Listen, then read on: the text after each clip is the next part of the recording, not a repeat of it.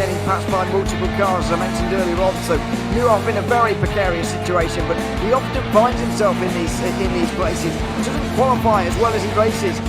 Up front, they are getting with Lee Aberdeen and Luca Varani, not very far apart at all here. But I just want to see how Alistair Haig deals with Marcello Kessler coming around the old hairpin.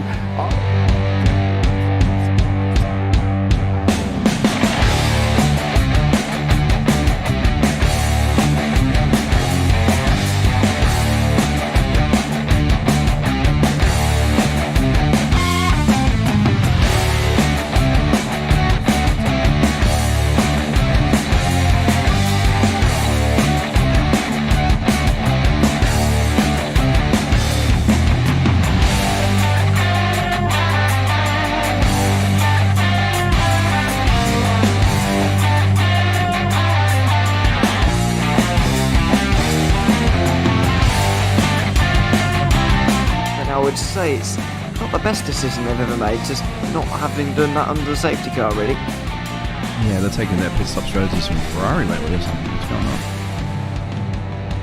on? In turn one, just too much gas on them, too much feet on the down pedal, and unfortunately he's dropped him all the way down the order. But Philip Hammer is out in front by an 8.91 seconds.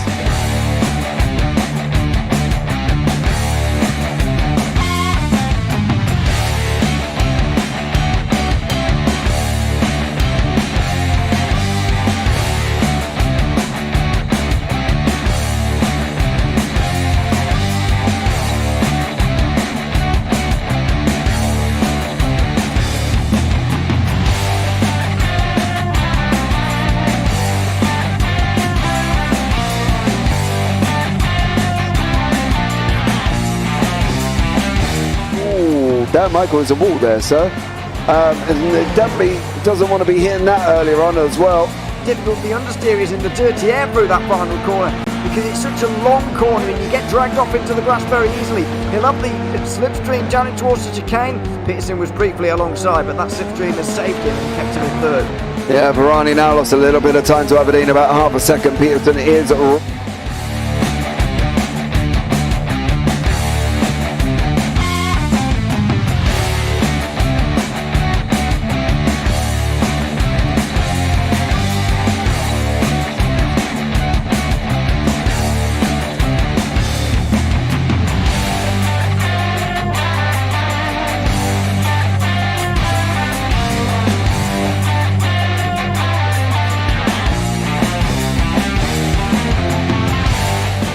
Pike's pushed Morton forward up ahead. He's got out of line. It's now Pike going to have a go at Werrell. Don't push him off. He's in the championship fight. Jack Werrell chasing down Carl Jacklin. Further down, Rob Williams and Chris Barnes. Sensational run outside line now though for the heavy braking zone. Around the outside goes the Audi R8. Look how much Miller's caught back into play. Exactly. Miller's still such trouble. He's left on second and change. All of a sudden Miller's back in play.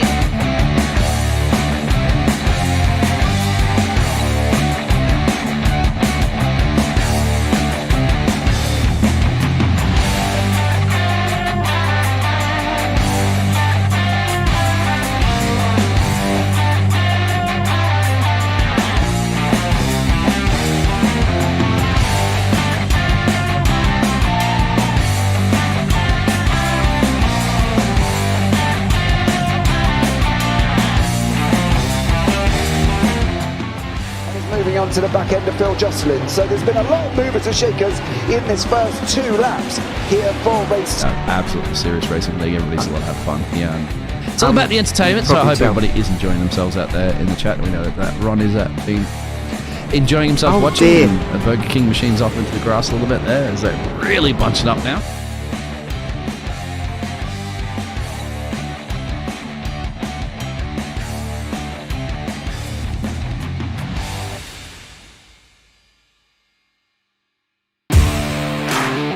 Standing out from the crowd is a challenge. You have the passion, courage, and ambition to do something extraordinary. You have an awesome story to tell and a wonderful vision to share with the world.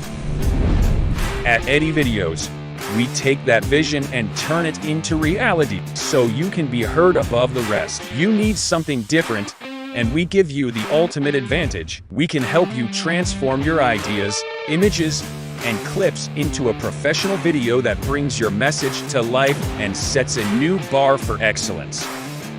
Visuals, voiceovers, editing, animations, whatever you need, we've got it all. If you're a new business looking to make your mark or an experienced company searching for something new and amazing, we're here to help. Trust us to take your video to amazing levels of awesomeness.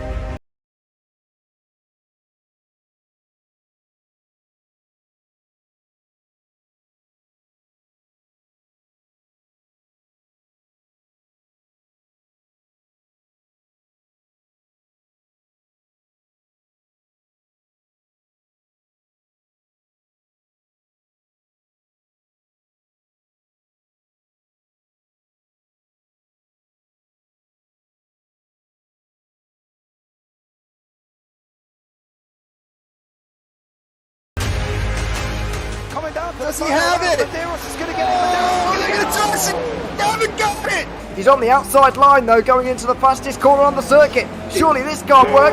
Dominic Ligner has got a sensational run outside line now though for the heavy braking zone.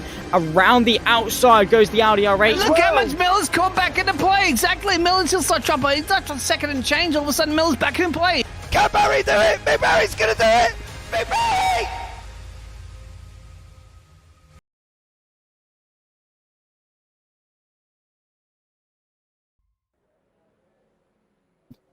Good evening and welcome to the JPB Clio Cup Round 10.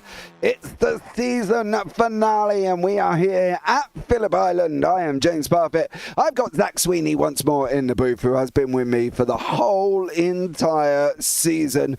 Good evening, Phil. Good evening, Ria. Can we get a check on Phil though? Because that next good evening sounded very bizarre. It looked like his fingers did not work on the buttons. But let's bring you up to date with the standings. This is the situation. David Ayres out in front on 541 with Paul Godden on 494 and Roger Morton on 489. That's where the battle is going to be this evening. It's going to be between them three. 75 points up for grabs. Let's see who will wrap this one up and take that championship. In the teams, it is the team of JPB, then Work Guard, then Sim Stickers are your top three in that situation. JPB really can't be caught, so they have wrapped up the championship. In the pros, Pete Newman out in front on 562, 30 points in front of Adam Dalmont. So there is a possibility with 75 up for grabs. Let's see what happens. Carl Hardy looks like he's cemented that third place with John McCutcheon in fourth. Carl Jacklett fifth there as well. In the teams, Result X Pure Sims have crowned out the team championships with Result in second. Victor Aberdare is in third at the moment. Of course, we've got the final round to go here as well. But let's see what Mr. Sweeney thinks as we're coming into qualifying to see what happens. Well, I'm looking forward to kickstarting the final race of the season. Feels like only yesterday that we were going racing all the way back in Oulton Park. Yeah, feels like forever ago. And that was obviously my introduction to the Clios. It's been a mighty ride all throughout the season. Pretty much going on 3 months now, I think, of racing. Obviously with us now, this is effectively being the 12th week that we've been racing. Yeah, it's been a long one. But I'm looking forward to seeing, of course, how it concludes. I mean, as sad as I am to see it end, I am looking forward to see it conclude because of how hyped it has been for the entirety of the season. Still got plenty of people in contention. Particularly that fight, of course, between Pete Newman and Adam Dalmont. David Ayres running away with it a little bit in the AMS, so it is going to be really difficult for Paul Gordon to sort of, pick his way up ahead of him. But all in all, I think it is just going to be a good opportunity for these drivers to round off the season on a high. And, well, Phillip Island, great venue to round it off at, I think. Yeah, absolutely. It's going to be a great evening of racing as we have just gone into that qualifying session. Let's run through where we're at. Pete Newman. Zach, there's kind of not enough superlatives to say about this man. He is like the Iceman on a reverse grid. that's probably where he's won this championship, you know. Not on just the fact that he's been winning races, because he has been winning races as well, mind you, but on the fact that he has consistently dealt with the reverse grid. And I think that's the thing. He's done it so well that that's probably where he's maximised his points intake, isn't it? I think, you know, he's got, what, 2, 4, 6, 8, 10, 12, 13 race wins this season, I can see. And the reverse grids is where he's benefited the most. Yeah. And that, I suppose, is the whole point of this. Sort of the whole format is, you know, not necessarily saying it's easy to get pole and run away with a win, but you know, you take away so many fundamental characteristics of what it takes to be a champion when you do that. I mean, you know, you can put in a really good lap in qualifying, and then provided that the track allows it, you can just white line it for the whole race and not get touched, or you can just run away with your pace, which, don't get me wrong, is a very key part of what it takes to be a champion, having that pace and being able to run away and dominate on your day. But also, you need to be able to make the most of when things aren't quite as ideal, when you're starting a little bit further back in the 6th, 7th, 8th, 9th, 10th range, and then you work your way forwards. And it showcases racecraft, patience, consistency, and you know, the mentality that it takes to be a champion, that perseverance, that, you know, getting knocked down and getting straight back up again. And that's something that a fair few of people have been able to master, particularly the likes of Pete Newman, Adam Delmont, definitely in these reverse grid races, just flies to the front. I mean, no matter what discipline he's racing in, he just goes. So yeah, I think it's a very good format, the way that, you know, we've got the two reverse grid races. I think it's worked really well, and I think it has allowed for us to have some good races too. It definitely has. Adam Delmont has been... you want to word Adam Delmont in a nice way, because Adam does a great job in the TCRs, he does a great job in the Clios, and going forward with Adam, you know, I think he could be a real contender. He lost a lot of races towards the end of the race. We saw that this season as well, getting pipped at the end and getting pipped on the last few laps. And to be honest, I don't think he would be against us telling them that, because that's exactly what happened, hasn't it? He's got himself into a position where he's won, or he's in the lead. He's gone and cooked his tyres. Pete Newman's come and taken him at the end, right? So for Adam, I think two things he's lost. I think the killer instinct at the end to actually bury it and win the race, and also the reverse grid sometimes getting caught up in silly things for him. But overall, I think he's had a stellar season. He is already in next season already, and I think he will do well. But I'm hoping he can close out the races a little bit more than he could last time or this season, Zach. Yeah, that has been the biggest drawback, unfortunately, for Delmont. You know, even he's come into the commentary booth and said, yeah, it's not good enough. And, you know, as harsh as we have been, it's in the nicest possible way. We're being called to be kind to Adam Delmont because we know how good he is. He's proved that.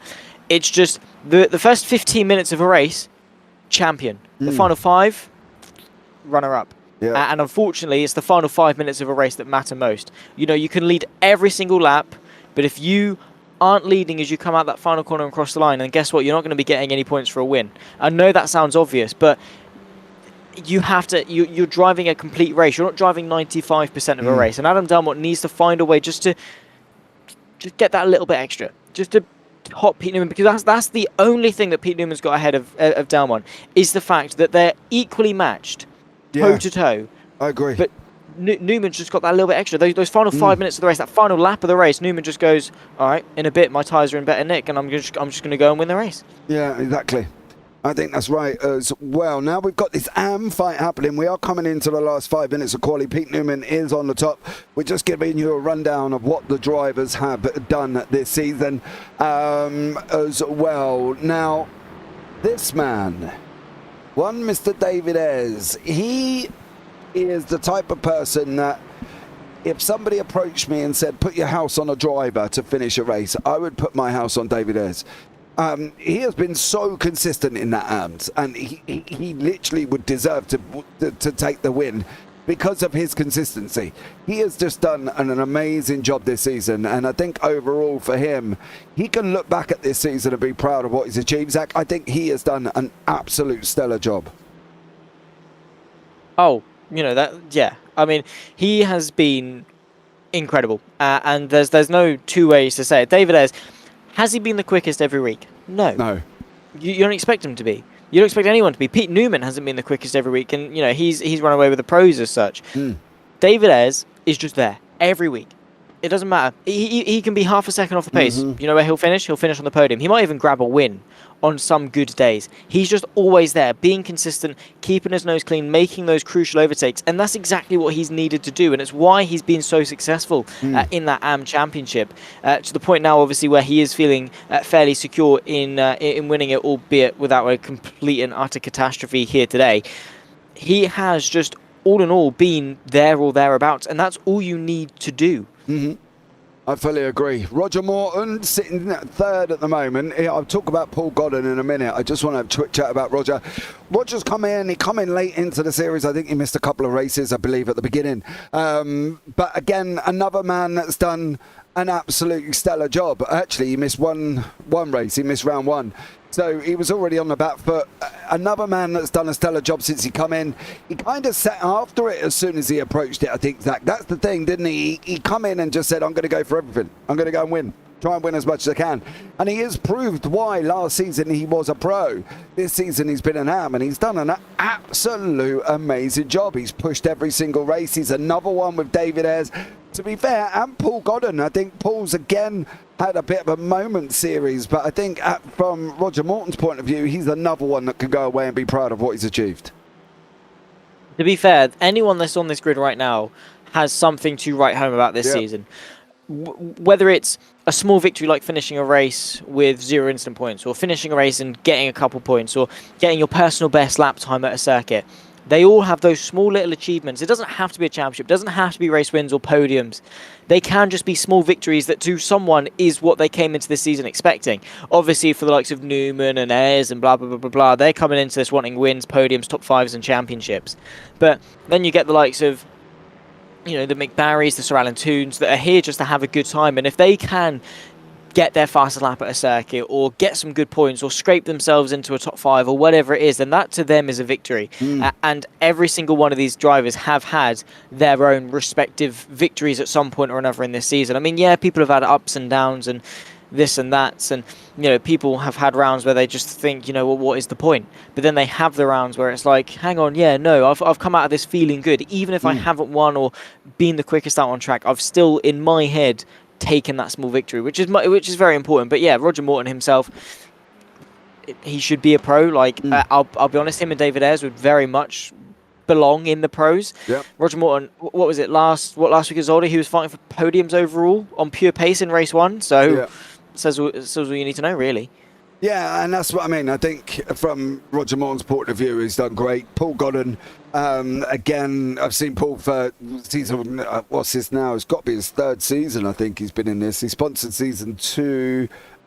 Yeah, I think it's probably his 3rd season in this one as well. And Paul's another man that's shown consistency. He's another man that's done a great job. He's always been there or thereabouts. He manages the pros so well. And the good thing about Paul Godden, and it's not the only good thing about Paul Godden, but the good thing about Paul Godden is he will help anyone at any time. Jack Andrews, he's helped another young gentleman by Kean Palmer, Wayne Palmer's boys in the SR10 on Thursdays in the Radical Race Series as we go. Pete Newman's just put a 1:45.057 on the board. That's literally nearly 3 times quicker than Adam Dalmont. And Paul Godden is the man that will come and thank everybody. He thanks all the drivers. He thanks everyone. And he just is such a nice guy. It is, he's like your snuggly granddad that we go round there and just want to give him a big because he'll give you a chocky biscuit or something. Or he's the one that you go to saying, "Oh, Granddad, can I have a £5 to go get some sweets?" And he's the one that gives it to you. Absolutely. Or your mum says no, but he gives it to you. Well, let's see how nice Granddad is when we get to race 1. Well, here's the grid for race 1. Pete Newman is on pole position with Adam Dalmont 2nd, Mark Draper in 3rd. Roger Morton 4th with Paul Godden in 5th. It's going to be them two fighting out for that 2nd place. If David Ayres, he's just got to finish race 1, I believe. Carl Hardy, Carl Jacklett. Then we've got David Ayres and Dan Lewis, Jack Andrews, Craig Jones, Edward Parfitt, Andy Littler, Mick Barry, Gary Walsh, Chris Dixon and Sir Alan Toon. Well, the fight is on. The season is coming down to this one. It is all all about the final round. Can Mr. Dalmont do it? Sebastian there, Guan, Big Andrews lad. And then Austin Draper, who did the broadcaster think is going to win? Well, we will give you that earlier, a little bit later. I'm not entirely sure, to be fair, because anything can happen in any race along that lines. So it's going to be tough. We're just waiting for Gary Walsh and Pete Newman to get onto the grid. Pete is being the last individual. So let's see if we can get Pete on. That would be nice. There is the grid. Oh, there is Pete. So we're going to be up and running very shortly here as well. The lights are going to be coming on heat 1. It is all about the next 20 minutes. Here we go. The lights on. The lights out, and we are green, green, green for the final race of this season at Phillip Island. And it is Pete Newman out in front. Roger Morton having a tackle up alongside Mark Draper as they're going to go too wide into turn 1. Morton doesn't want to end his race already. I can tell you that much. Paul Godden's coming, but at the moment it is still Pete Newman. Roger Morton and Mark Draper side by side. Paul Godden and Carl Hardy also side by side as well as they're heading round now. This opening lap here, Zach. They've just gone round Southern Loop on that run down into turn 3, and it is Pete Newman, Adam Dalmont, and then we've got Roger Morton sitting in second place, or first place, sorry, in the AMS. Yeah, well, leading, of course, the way in the AMS, podium overall, which doesn't really matter as such as long as he's leading the way in the AMS, but fair play. I mean, that is a huge performance for him. Couple of changes. Dan Lewis dropping down a couple of places. Andy Little now inside the top 10 ahead of Edward Parfitt. This is a very interesting fight developing here as we run towards the hairpin at Siberia. What a send around the outside. Was that Craig Jones maybe going for it? I think it might well have been. He definitely gave it a good thought to the outside, and now he's trying to tuck in and find some gaps and find some space. Side by side, Dan Lewis and Andy Little. Also Craig Jones trying to pick past Edward Parfitt for to get himself inside the top 10.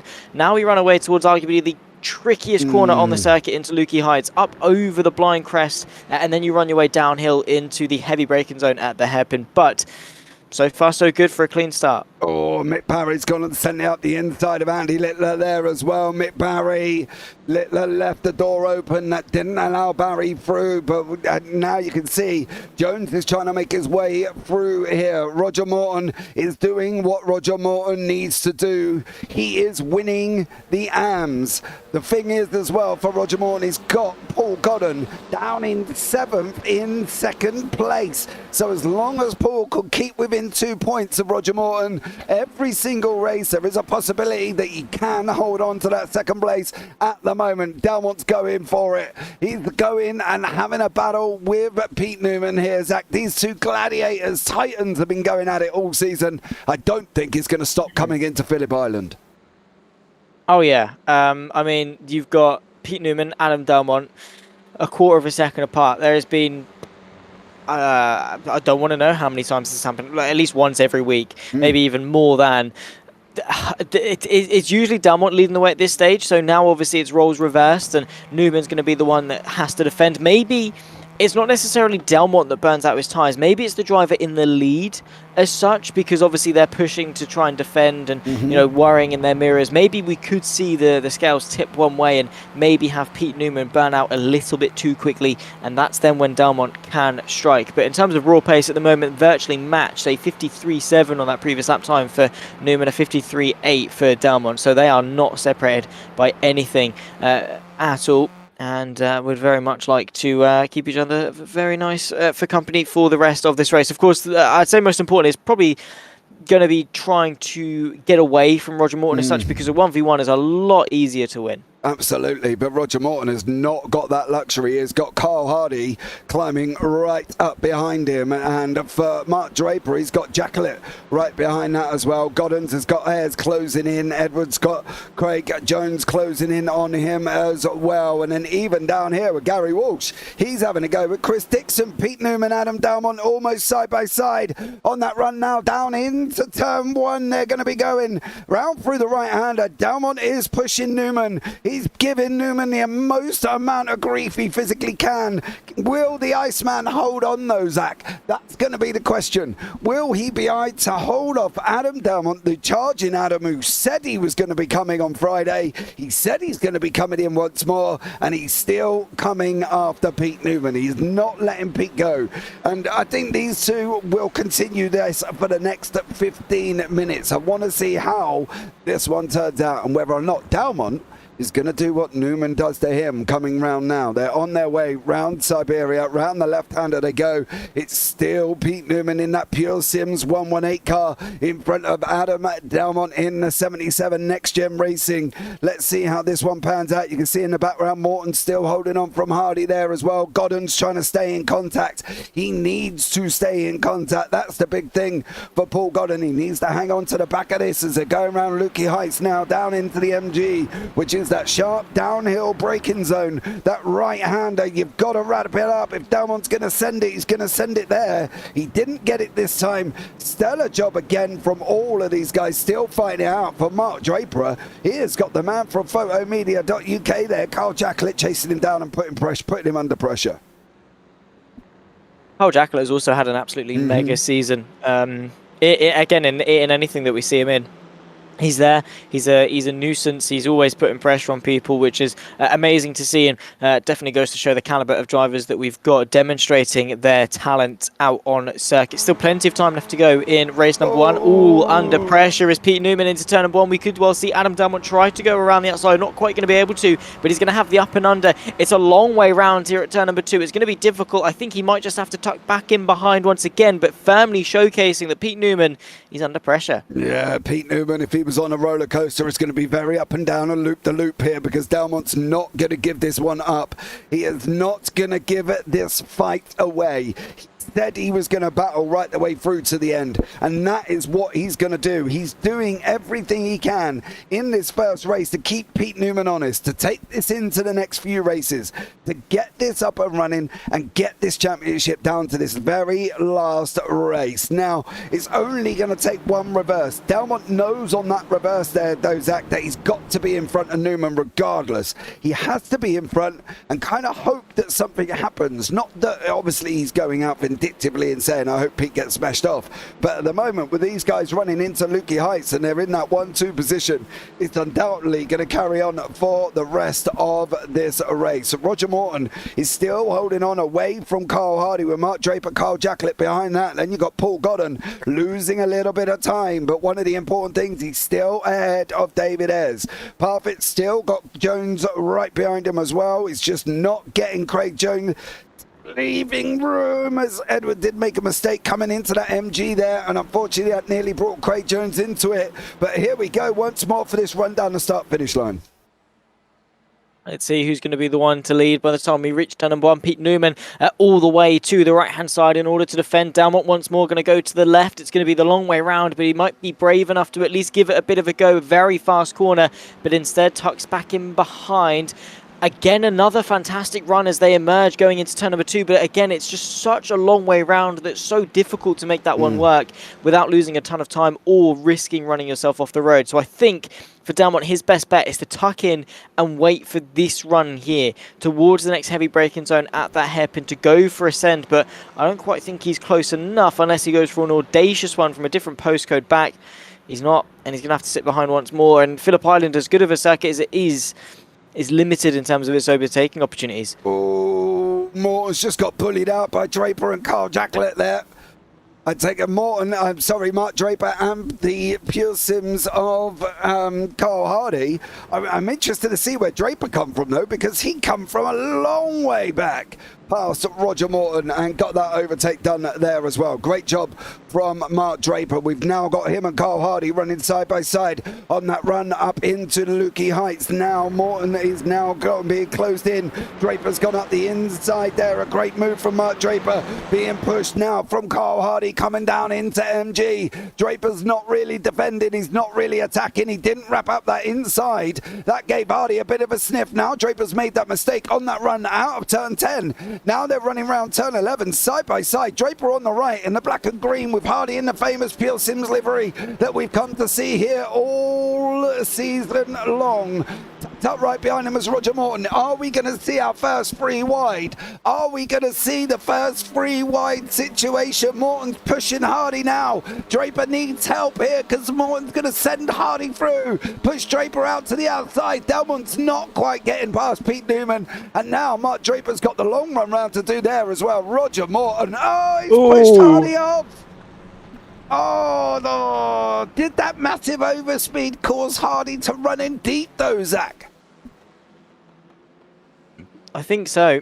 Obviously, with him being, where he was on the track going into turn number 1 and carrying that much more speed, it was always going to be difficult to make that corner. Ran a little bit wide. Thankfully, he's been able to keep it on the road, albeit with a little bit of contention from Roger Morton, who's now trying to put a little bit of pressure on. We've got 5 cars nose to tail, which means if you are going to want to finish on that podium, you're going to have to beat off quite a few people. Kyle Jacklett now side by side with Mark Draper as they run off towards Siberia. Outside line for Jacklett as he tries to keep his foot in, but not quite able to.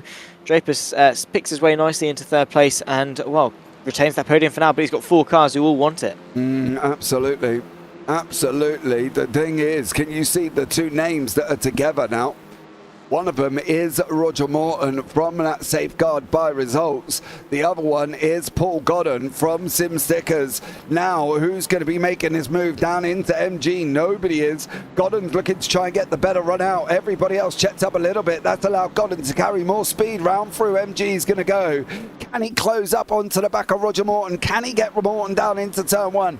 He's just got to finish as close to Roger Morton as possible. Not drop a bunch of points here as we're going into the final 10 minutes already, and now Morton could be under pressure from Godden. He's put himself in that mix. He allowed them 3 pros through, which was great thinking, but now he's got the likes of Paul Godden from Sim Stickers, who's not going to give it up there over Roger Morton once more. Pete Newman and Adam Dalmont almost side by side going round turn 2. Dalmont just can't get that outside line to work. He cannot hold that outside line.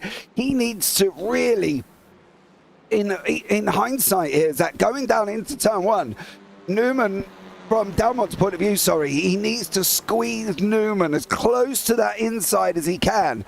Newman's then got to take it very tight, and then Dalmont is able to carry the outside side speed, because that's what he's trying to do, but he's just not quite getting there. He knows he needs the inside for 2. He's got to have the inside for 2 to hold on to this position, but he's just not getting that luxury from Newman. Newman's just keeping his foot in a little bit, keeping the pace up of that little Clio, and it's just not allowing Dalmont through or to get a run out of turn 1. Yeah. Of course, for Dalmont, he's trying the same thing over and over again. The definition of insanity is trying the same thing over and over again and expecting a different result. Dalmont needs to be spicing up a little bit. Don't always be predictable. I mean, in some cases it can work. It can lead Newman into sort of a false sense of security, because then in Newman's head he thinks he can predict what Dalmont's about to do. That's then when Dalmont can spring the surprise. But all in all, you've got to keep your opponent guessing. You've got to make them think and second guess themselves. When are you next going to make your move? Because if you just keep going to the outside of the same corners and they know they can defend it, then they know they're going to be the one with the higher ground going for the rest of the race. So Dalmont really needs to find something different, force Newman into a mistake, or just absolutely send the move to the outside. I mean, like this, but it's just not enough, and he can't. No, the problem is the understeer of these Clios. He can't carry that speed around that outside, right? Because he'll do what Carl Hardy did, ended up on the grass. But Dalmont, no, you say about insanity, the first thing doing the same thing over and over again and expecting a different results. Thomas Edison invented the light bulb. They said, well, it took you 49 times to get it right. He said, yeah, but it may have taken me 49 times, but I found 49 reasons not to have the light bulb. It only takes one opportunity from Dalmont, one mistake from Newman. He has got to tighten him up on that inside line. Newman is getting far too much of a run coming out and through that turn 1. He's given far too much room to the right-hand side. If Dalmont's going to defend or trying to force Newman into being slow in turn 1, he has got to squeeze him against that line and duck away from him at the last minute. That's the only way that outside line's going to work. Newman can carry so much more speed if you give him 5 to 6 feet on the inside, allowing him to carry more speed. Delmont may be doing the same thing over and over, but I think at the end of the day, from Delmont's situation, he's got to. Newman is defending too hard for Delmont to be able to get through. Look at the positioning of his car at MG. He didn't really need to defend or attack or sort of position his car. He just put it in the middle of the track and said, well, where are you going to go? Delmont's got to find a way, and if that way is kind of going around that outside line, he's got to go around the outside line. He hasn't got a choice with Newman defending that inside. I just think from Delmont's point of view, he could just squeeze him a little bit more against that line to make sure that he doesn't have that luxury of being able to carry the speed. And you can see what I mean there. From Newman's picture situation, he's got that right-hand side. Delmont needs to be alongside and just give him a squeeze a little bit to slow some of that, take that some of that pace off him. He just has to up the ante, I think, just put some more pressure on. I mean, it's difficult because Newman, he knows the tricks of the trade. He's been there, he's done that. It's like as an older sibling looking at your younger sibling trying to get a day off school, and you think, mate, we tried all of them tricks in the book. We tried all the coughs and, oh, mum, I'm sick, and this, that, and the other. Newman knows what Delmont's going to do. He knows it because he's been there. He's been trying to, harass Delmont lap after lap after lap. He knows how to attack, and therefore, by extension, he then knows how to defend because he can read and predict and, analyze a scenario to the best of his ability. So he knows what corners he can't defend and which ones he should and shouldn't do to maximize his lap time. Delmont needs to find a way to break that pattern and, again, just surprise Newman, because if he goes for a move into the MG after Lukey Heights, Newman's not expecting that. Delmont knows that because Newman's parking it in the middle of the circuit. Read your opponent, read where your strengths and your weaknesses are, and make the most of your strengths. Even better if your strength is your opponent's weakness, because that's then just a double whammy. But Delmont needs to be trying something different because it's not working at all, and he can push as hard as he likes and get as close to his rear end as he likes, but he needs to be in front, not close, ahead. Yeah, he needs to take some points out of him. He needs to definitely take something out. We're coming into the last 4 minutes here as well. Where have them last 5 minutes gone? It has been absolutely active all the way through the front here. Look at where Newman is, though. He can't get Newman off that inside line. He is going to have to bully him. Just keep him there. Keep him there. Don't allow... No, you're too far. You're giving him too much room. That's the thing. He's giving him too much room to come off that line, Zach. He's not allowing it. You're not... Oh, is he going to make this? He's not... Oh, nearly. But do you see the room he's giving him when he pulls out? Newman's taking 5, 6, 7 feet. That's not going to slow him down. He's going to carry that speed through. From Delmont's situation, he's got to go out, and he's got to go out and sit literally practically wing mirror to wing mirror and then move away from him coming into that entrance. I'm no expert, but, I'm not going to lie. That looks like that would work for me, because in that hindsight, got to try and stop Newman carrying so much speed through turn 1 to make that outside line work. And if it only works because he squeezed him against the line, then that's the way it's got to be done. Delmont knows the importance. He knows he needs to get this, but he's got to find a way to make that outside line work. Or, as you say, Zach, take a dive at MG. But the problem is watch Newman's placement coming round MG. He'll just stick it there and say, where are you going to go? It's a tough one for Delmont. It really is. Yeah, and it's definitely not a position I'd want to be in, that's for sure. I mean, trying to put pressure onto this driver, I mean, he's just an immovable object, is Pete Newman. He will not get out of the way. He doesn't ever stop defending, and maybe Delmont is quicker, but Newman is ahead. It doesn't matter how quick you are, as long as you cross the line first, then you're obviously going to be the one to get the points and get the win on the stat sheet. We're now coming into the final 2 laps of this race, and Delmont is running out of chances, running out of opportunities. He really needs to be finding some space. I mean, Newman is giving him all the tools he needs. It's that he's parking it perfectly on the apex, and Delmont, he's got all the tools. He just needs to extract it and use them to the best of his ability. Newman is just doing everything. He's taking a tight line, and that's to prevent Delmont from late sending a move back to the left-hand side. But he's also then stopping it nicely on the apex and preventing a cutback, so much so that when Delmont does try and swing his way back underneath, he can't, because there's going to be a Pure Sims Clio in the way. Newman is handling this perfectly. There could be the opportunity, though. Do or die, take it. That is what we talk about. That is the moment that he needs to just say, no, I'm going for it. He could have got it stopped. Yeah, that's in hindsight. The problem is, right, is that recently I actually drove this Clio this week, and I stuck it on Nords, and I was having a go round there because the Clio's at Nords if anybody wants free SR or IR, because we all know that you just sit in the pits and wait for everybody else to crash. And it was so difficult. Where I would normally stop in any other car, I had to stop about 50 to 100 meters back.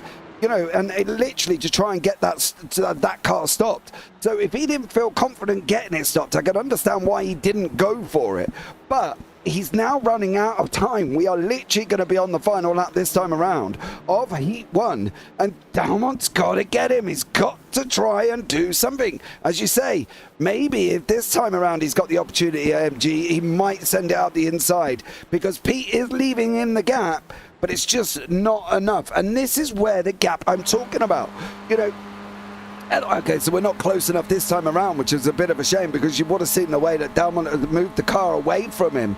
And then, unfortunately, he's now got to try and carry as much physical speed as he can around turn 1. He's got to close back up this gap as well. Paul Godden is chasing down on Roger Morton. I'll pick up that very, very shortly. That is Paul Godden having a go with Roger Morton. He's another one that needs to take that position, really, if he can. I don't know if Godden's got the pace. That gap up front is now half a second, Zach, and Dalmont's running out of time here as well, and so is Godden at the moment, and neither of them are really making inroads in the people in front, apart from Paul Godden, who's got David as a position behind in the AMs.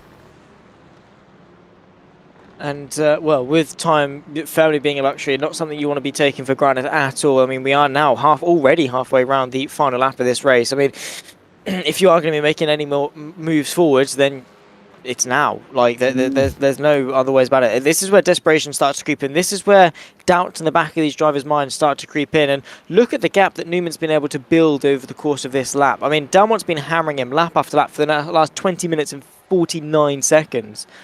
But now, when it matters, Newman just finds that extra couple tenths, and it's allowed him to build this breathing room, use what's left of his tyres, and it is going to mean that he's going to take victory of race 1. Yeah, I think he is here. Newman's going to take the victory. Dalmont's going to be in second. It is going to be Roger Morton, I believe, as well, but it is going to be this man, Mr. Pete Newman, as he's going to come over the line. He's going to take this victory in race 1. Stellar job from Pete. Great win there as well. What's happening in the AMs? Well, it's going to be Roger Morton coming over the line. I'll tally up some scores quickly, very, very shortly. Paul Godden will get that second place that he needs. And then David Ayres will get third overall in the AMs. Yeah. Oh, as Dan Lewis and Edward come over the line practically together. So there we go. Yeah. But Adam Dalmont, a bit of a shame. I think he's going to be too far back as I quickly do some maths here as well. 7, 8. I've got Newman on 587, Dalmont on 555. So 32 points back now as well, as Chris Dixon's going to come over and finish. In the AMs, it's Roger Morton on the 25, Godden on the 23, and David Ayres in third on 21. So 5, 6, 2, 7, 9, 10, 11, 5, 1, 7, 14, 8, 9, 10, 11. 5-1-4 for Morton, 5-1-7 for Godden, and 5-6-2 for Ayres. That's where I'm at the moment. Let's bring you up the final results of race 1. Pete Newman is your winner with Adam Dalmont in second and Carl Hardy in third. Then you've got Roger Morton, Paul Godden. That's a battle of the AM's second place with Mark Draper and Carl Jacklett in 6th and 7th. David Ayres in 8th, Jack Andrews 9th, and then Craig Jones and Edward Parfitt in 10th. Dan Lewis, Andy Littler, Gary Walsh, Chris Dixon, Sir Alan Toon, and unfortunately for Mick Barry, he did have a little bit of a ta-ta-ta through race 1, and we're into a 5-minute warm-up. Craig Jones is going to be on pole with Jack Andrews and David Ayres in your 1, 2, 3, with Carl Jacklett in 4th. Mark Draper 5th, Paul Godden 6th, Roger Morton in 7th. Then you're going to have Carl Hardy, Adam Dalmont and Pete Newman with Edward Parfitt in 11th. Dan Lewis 12th, Littler, Walsh, Dixon, Toon and Barry rounds out race 2. This situation for Adam Dalmont has kind of now become an impossible dream, Mr. Sweeney, wouldn't you say? Yeah. They need to get it out of their heads that they're winning, because they're not. Unfortunately, and that, I think, is just the hard truth. In fairness, for both championships, it's just not on, really. 2 races to go. What is it, 25 for a win? So, I mean, yeah, mathematically maybe, but is it going to happen? Probably not. Yeah, you got a 99% chance. Yeah, Paul Godden. Realistically, no. Even if he wrapped up the 2 wins and got 50, that would put him on 5, 6, 7, but that's relying on David Ayres only scoring 7 points and not finishing one of the races. Roger Morton, it's going to be between Morton and Godden on that one. Dalmont, I know Dalmont's not going to give up, right? And he's still got 32 points, and as we know, anything can happen. So I know he's not going to give up, but he's got to try and... I don't know. He needed that win in race 1. I think that would have given him a big boost going into 2, and I think it's going to be very interesting to see what he can do. Superb track choice as Craig Jones, of course, the man who finished down in 10th in race 1 and is now going to be sitting in the pole position. Let's see what the pro is able to do from pole, Mr. Sweeney. He should take the victory, right, if he's that good? It's the minimum. I mean, it's all you'd expect from a 3-time champion.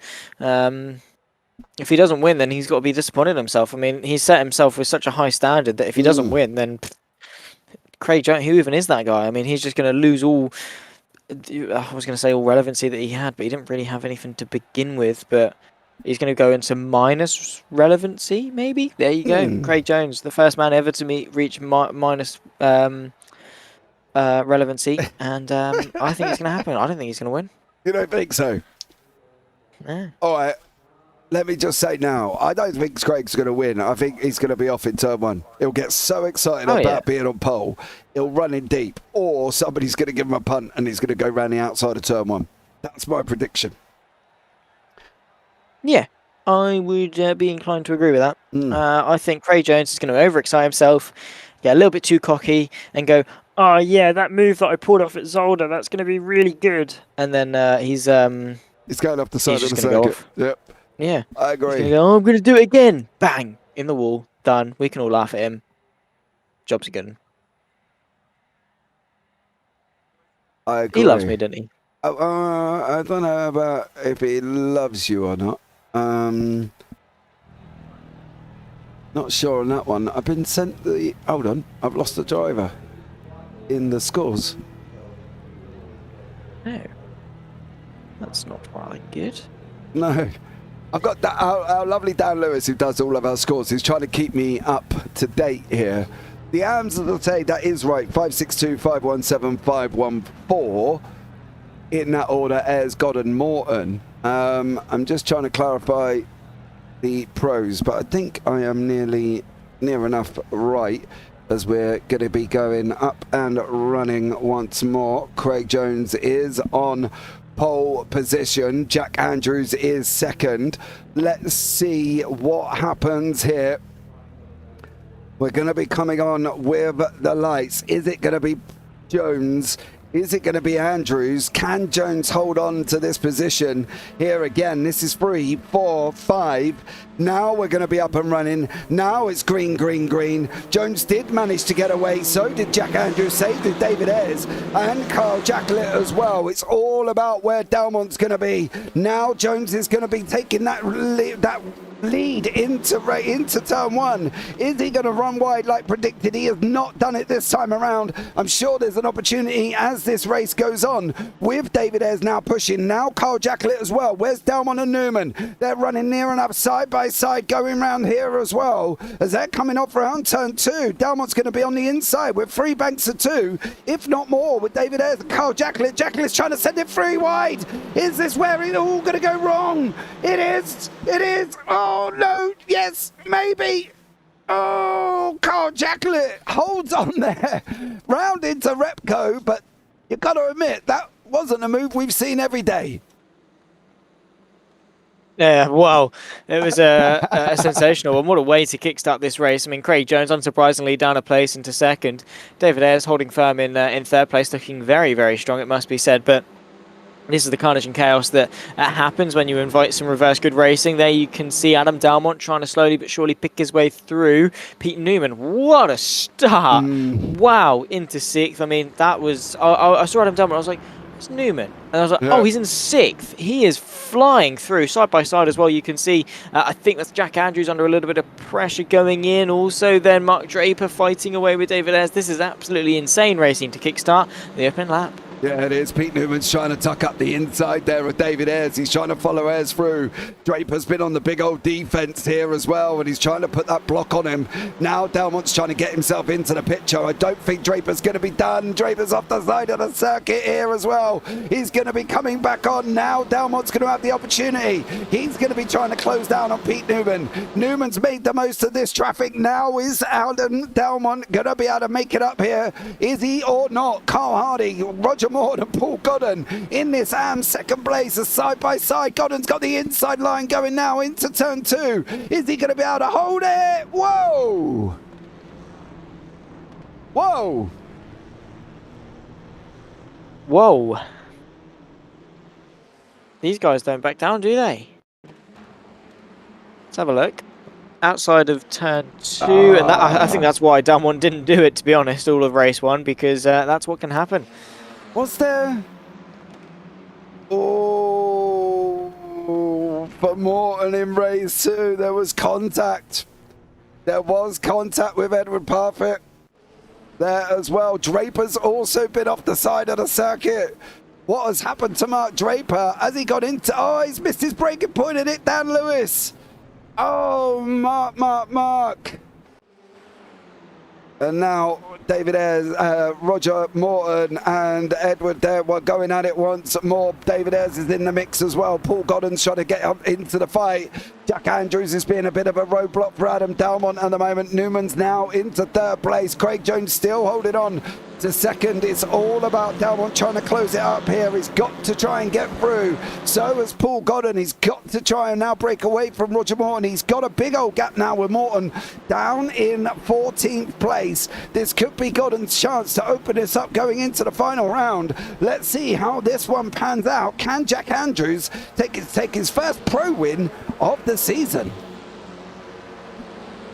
Let's bring it on. I mean, best way to do it is to wait right at the end, to keep us waiting for so long. There's Jack Andrews fighting away with Adam Dalmont, who picks his way on the inside. Fair play, Andrews. He's not backing down out of this one at all. Dalmont is going to go to the outside because he can brake later, he can take the track, and if he can just tighten that apex up, he's going to be able to take the position as well. Nicely done from Dalmont, who is nicely working his way forward. Next on the list is Pete Newman, who's going to be ticking Craig Jones down another place. He's going to be on the outside. You can see the Pure Sims on the left-hand side of your shot, the right-hand side of the circuit, inside line. Craig Jones just about going to be on the podium, but for how much longer? Yeah, he didn't really put up a defense then. I thought he would have put up more of a fight. I think that was the thing. He didn't really quite get that fight underneath him, did Craig Jones. I think he probably could have done more there as well. Let's see how much more he does, if any, against Adam Dalmont. Now for Pete Newman, he's got the tough, the rough, the hard man of Carl Jacklett to overtake here as well. Paul Godden is being chased down by Mr. Parfitt Jr. as they're going in now as well. Into the 5-minute mark has finished, 15 on the clock. Andrew's still holding on to that position as he's coming down into MG. He's got to get it stopped because Carl Hardy is tucked up right behind him at at the moment. Now Delmont's right up behind Jones. It's all about whether or not Jones is going to defend. How much defending is Craig Jones going to do? He didn't look like he did loads against Pete Newman. Is he going to do more against Adam Delmont? That's the difference. That's the situation. Is he going to be doing more than what he did against Pete Newman? He's weaving across the track. You're going to give Delmont that inside line, mate. He ain't going to say, see you later. I can tell you that much. Delmont knows he's got to try and send it here as well. He can't leave this any longer. He's got to get past Craig Jones. He's got to get him as they go round turn one. Jones is still in front of Delmont. Delmont's trying to... Oh, there was almost... Jones! Oh, made it through. He made it through. Craig Jones, oh my goodness me, you need to file a police report, mate, because you have just been mugged. What a move. Adam Delmont. Pete Newman as well, by the way, to the outside of Carl Jacklett. Wow. Delmont, you are my favourite, mate. Oh, what a guy. We'll have a look back at that move in a minute. Carl Jacklett's doing a stellar job in holding up Pete Newman now as well. No, there was slightly the contact. Jacklett's not going to give it up. He's going to have that inside line up through the hayshed now, the right-hander. Jacklett on the right in that Photo Media UK car. Delmont's going to try and follow Jacklett through. Is he going to try and bully Pete Newman and try and follow him through now as well? They're side by side, these two gladiators. Delmont knows he's got to keep his nose in there. You've got to get... Oh, didn't keep his nose in. Why would he not stick his nose there and just keep it there for Adam Delmont? He had that inside line going into MG over Pete Newman. He could have ran him a little bit harder. He could have, but shoulda, woulda, for whatever coulda. reason, decided. Yeah, shoulda, woulda, coulda. There's always hindsight. But now we've got three cars side by side for the lead. Carl Jacklett is not backing down at all. Adam Delmont now trying to get himself into the mix. Could we see three wide? I think we might well do. No, Delmont's going to play it safe. He's going to go behind Pete Newman, who has got the measure, or he's going to try and squeeze through. We are doing this. We're doing this. Who's going to be the one to back up? Oh my goodness me, Pete Newman scaring Delmont to the inside. He now runs side by side with Jacklett as they emerge out of turn number one. Newman leads from Delmont, who's just ahead of Jacklett, who's going to chuck the move to the inside. Delmont, he's being very aggressive with everyone that's not Pete Newman, but he's not been able to seal the deal around the outside of turn two. Oh, well, he's never say never. He's got the inside line now over Carl Jacklett as they're going to be running around the left-hander here of turn three. Delmont's going to have the inside going into the Repco, the right-hander coming back on themselves. Then into Siberia. Delmont's going to hold that inside line. He's going to get past. He's going to get it done. A big puff of smoke from Pete Newman's car there as well. And that is just as Zach Sweeney will tell us after being given the information by Pete Newman. Their rear tyre lifting off the floor. Now it's Adam Delmont with Pete Newman on that run now out through turn six. Morton is still ahead. No, actually it's Jack Andrews. Sorry, Jack Andrews is still ahead of Paul Godden, and from Jack's point of view, I'd probably allow Carl Hardy to get on his bike a little bit here, mate. I think this isn't doing Jack any favours in hindsight. No, probably not, but does Jack Andrews care? No.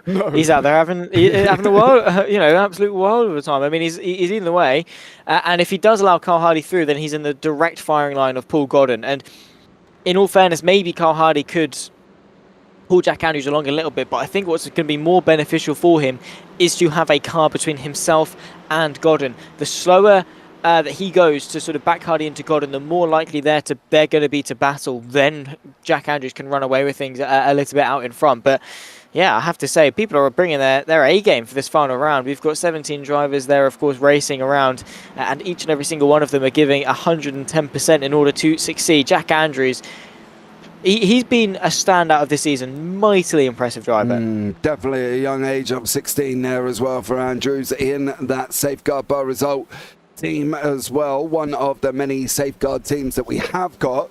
Now can Andrews put Craig Jones under pressure? Jones is now off that podium. He's now sat in fourth. He's down 3.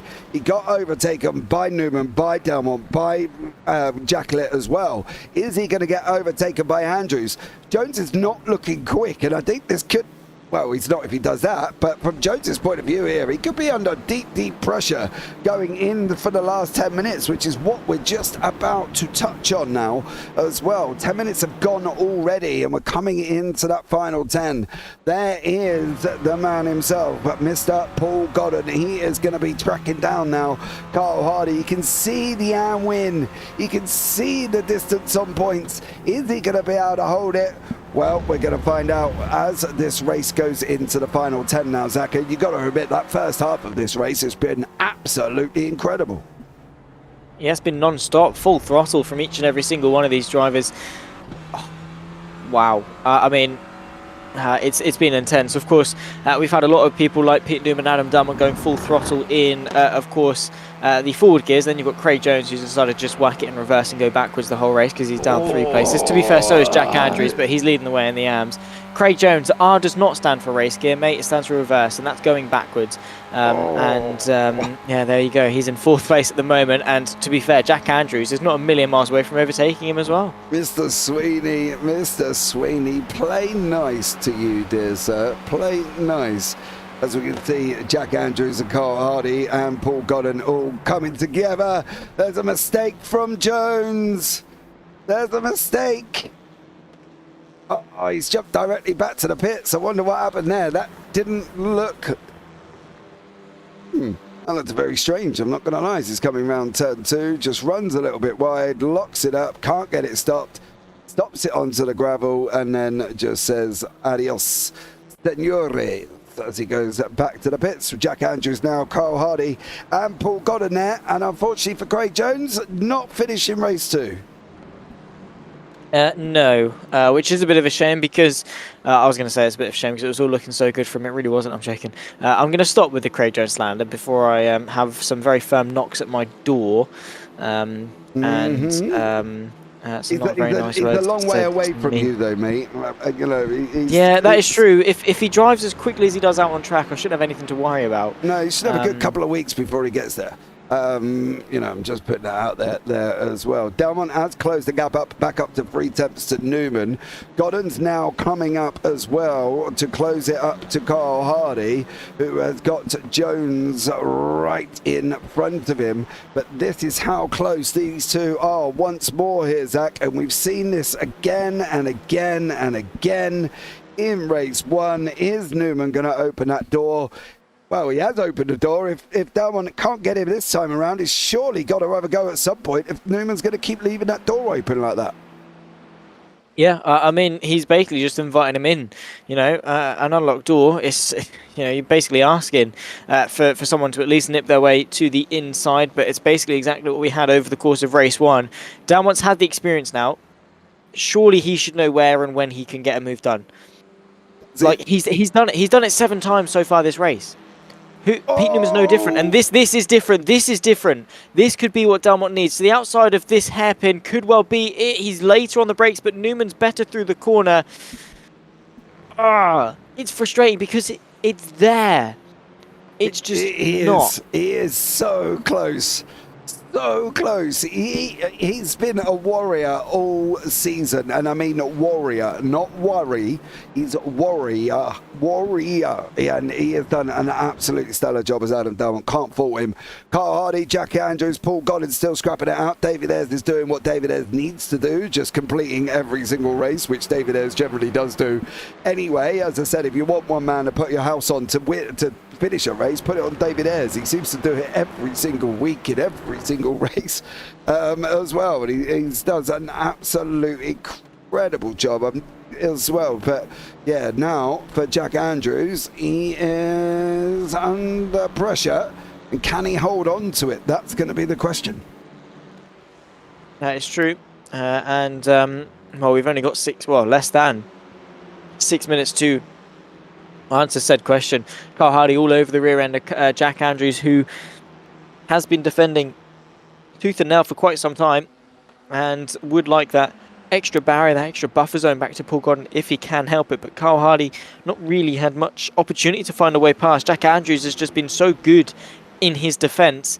Paul Godden not quite been able to spark much of a move either on Carl Hardy, but you can tell he wants it. The intentions are clear from each and every single one of these three, and it's that they want to be in front of each other. Fundamentally, that's what a race is all about. But these guys, they're not keen on working together. They're not keen on waiting around. They all want that sweet taste, of course, in the form of Andrews and Godden, that sweet taste of victory for Kyle Hardy. He just wants to be able to get himself up another place. He is going to go for a bit of a look, but he's got to be careful because, you know, Godden is going to take that place away from him if he's not careful. Yeah, Godden's not letting up. He's not allowing Hardy any breaks here. For Kyle Hardy, he's got this man from SimStickers, SimLife, right behind him. Go and check him out at simstickers.co.uk or simlife.co.uk as well. It's up there, doing an amazing job. You know all about Paul and what Paul could do, so go and check that out as well. Little bit of an update on Craig Jones. That was actually a technical failure. But Craig, he hit the brakes, and apparently his frame, the frame of his rig started separating. As he hit the brake, so he had to pull off and sort the frame out. So there you go. Unfortunately for Craig Jones, that was a tech failure as he hit the brake and his frame started coming apart on his sim rig. Oh, that's not good. No, so we can't rib him too much for that, you know what I mean? Yeah, no, we can. Just get better hardware, mate. It wasn't that. He needed to tighten it up a little bit tighter. And that's what I said to him. I said, mate, you need to make sure it's tighter. And he said, it is now. I said, okay, so he'll be back for race 3, I'm sure, for Mr. Jones. But unfortunately for this one, he is not going to complete it unless he comes back out on track, which he doesn't look like he's going to do as we're going in. Yeah! Kyle Hardy seems more defensive against Paul Godden than he does going forward over Andrews. And that's the thing at the moment. That's what I'm looking at. Maybe I'm looking at it in the wrong way here. What? Hardy's more defending than he is going forward. Yeah, I think that's because he kind of has to. I think he's using his attack as a defense. There is a nice move. Has it opened the door for Godden? Maybe there's contact, and it has. Godden now on the right-hand side of Jack Andrews. It's going to be the outside as they run their way towards Siberia. Jack Andrews, of course, going to have that inside line by the time they get to the corner, but my oh my, that could have been close. Kyle Hardy very aggressively to the inside, and it's not even like Andrews was trying to fight it too hard. He basically waved him through, and yet there was still a little bit of contact. Absolutely, there was there as well. Now Godden's going to have a go over Andrews. This is the two AMs fighting out side by side. They're coming around the left-hander of Lukey Heights. Carl acting as Jack's rear guard. That's exactly what I said, Jace. That's exactly what I said. I thought he was acting as his rear guard as well, but then he's got through. So now from Jack's point of view, he's got to hold on, and he's going to have to hold on for at least another 2 laps here. So let's see how this one pans out from these guys and sees what happens. Can Jack Andrews take his first and win, if I'm not mistaken, this season? I don't think he's won one this time around. And can Dalmont get past Newman? Well, I don't know, mate. I don't know. Dalmont's tried and tried and tried. Yeah, and has failed on each and every single attempt. Maybe this one could be different. It's not, though. It's just...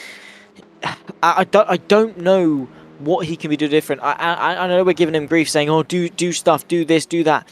I don't know what else he can be doing. He's doing everything right. He's doing everything by the book, finding those gaps, but Newman just has all of the answers to every single question that Dalmont is asking, and there could be a look, but he can't commit, because the moment Dalmont says, I'm going to brake later than you, Newman just says, no, you're not. Yep. And that's the thing, Pete is so good on the brakes that he just basically holds it and doesn't allow Dalmont through. Andy Littler having a nice little battle here with Gary Walsh there as well. Littler will be on the grid for next season, as will Carl Hardy, David Ayres, Edward. Jack's also going to be on the grid next season. Carl Jacklett as well. Don't forget, sign-ups are open, guys, up as well for season 4. If you want to get yourselves involved, head over to JPBroadcasting.com, click on League Racing, and then join a league, I think it is. Hover over the top of it there as well, and then you'll be able to join. Don't forget, BDLV is still up. GT4s is still going. TCRs, I'm going to check, but that should be active by tomorrow morning. If you haven't already seen the schedule, we are going on the European Tour. Can Gary Walsh get Not this time. So it's the European Tour this time for the TCRs. So let's see how that one pans out for them. Andrew's still holding on, but we're off to Europe in the TCRs there, Zach. And it's still great racing going on here with Carl Hardy and also Paul Godden. Hardy lost the place to Godden, and how did that? Godden got the inside going into the MG and got it done there. What a move. Fair play to Hardy for at least giving it a go on the counter-attack, but a nice little move there from Godden. It was confident. He decided what he was going to do. He committed to what he was going to do, and it worked. That is a little bit wide, though. You can see how much it's hampered his run, and we could well see Carl Hardy spark a little bit of an intrigue going into the next braking zone. When they reach the hairpin, it's going to have it. He has got it. He's got the overlap. All he's got to do is brake later. He's done it. Inside line. Takes that position back away from Godden, up now into 5th place overall. But meanwhile, this is just allowing Jack Andrews to get away, because now Paul Godden is launching a bit of a counter-attack towards Siberia. It's the outside line, but the inside will prevail. Carl Hardy once more stays ahead, but Jack Andrews, he's had a short-lived moment of relief. I think he's going to have Carl Hardy back on his case very soon. Yeah, I believe he is here as well. You can see Gary Walsh there also battling away once more with Andy Littler further down the order. And let's see what's going on back up in front. I think it's going to be as we were for Dalmont and for Newman. So Dalmont's got to see what, I don't know what he's got to do. I don't know.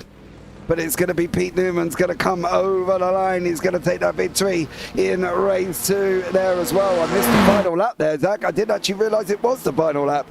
But now, is it going to be Andrews? Andrews is going to hold on for his first win in the AMS. Go, Jack Andrews! As he comes over the line with Paul Godden in 2nd and David Ayres in 3rd for the AMS. Great job there as well. That must have been a very close last lap, you know, because I was looking at that and that didn't look like it was going to be the last lap. Well, I obviously, as we started the final lap into like 20 minutes and 15 seconds or whatever, we were following Hardy as such, and they were sort of 15 odd seconds back on Pete Newman. So it was almost like, oh yeah, well, we've only just started the final lap, so we've got ages yet, as that's one way to round it off. But obviously Pete Newman and Adam Delmont were a little bit further up the road than that, and it ended fairly quickly. So yeah, fair play to them. Pete Newman, that's 2 and 2 now. Yeah, absolutely. So Alan Toon comes over the line. Good old Tooney, the oldest man on the grid, 70 plus. Right, so Delmont 23, Newman 25, 8, 10, 11, 6, 1, 2 for Newman, 8, 7, 5 for Delmont. That one's pretty much wrapped up, but let's bring you the results of this race. It will be Pete Newman, your winner, with Adam Delmont and Carl Jacklett. That's your 1, 2, 3 in the pros. Jack Andrews in the AMS takes his first victory there as well. Stellar job for Jack, with Carl Hardy in 5th. Paul Godden and David Ayres in 6th and 7th. Then Roger Morton did manage to tackle his way back to 4th overall, with Edward Parfitt, Andy Littler rounding out the top 10. Gary Walsh, Chris Dixon, Dan Lewis, Alan Toon, Craig Jones, Mark Draper and Mick Barry, unfortunately for them as well. Right. I'm going to try and do the scores on the doors once more. Paul Godden was in 2nd, so that's 20. Morton was in 4th, that's 19. Hold on there, Zach, while I do maths. You're going to be here for a while, guys. Excuse me, young sir. Behave yourself. Oh, that can't be right. 9, 10, 11, 12. Oh. Right. I have got Paul Godden on 540, and I've got Roger Morton on 533. So 7 points back for Morton. David Ayres was in 3rd, wasn't he? So that's 21. 3, 8, 5, 8, 3 for Ayres, who's won. Morton 533 with Godden on 540. That's what I've got at the moment. There we I'll go. trust you. Well, don't trust me. I'm trying to do maths as well as trying to speak. You know what I mean? Get Ewan in. Ewan's good at that. Ewan's pretty. Ewan's got spreadsheets coming out of his. Yeah, but he only does it on a laptop. That's what I don't understand about Ewan is that he commentates solely on a laptop. He's got no other screens, and yet he's just got an absolute novel worth of facts and spreadsheets and calculations and this, that, and the other. I don't know where he puts it. He must just have tabs behind tabs behind tabs. Yeah, I agree. That he just accesses. Yeah, that man is crazy. Mm. Whoa. No, sirree, you missed.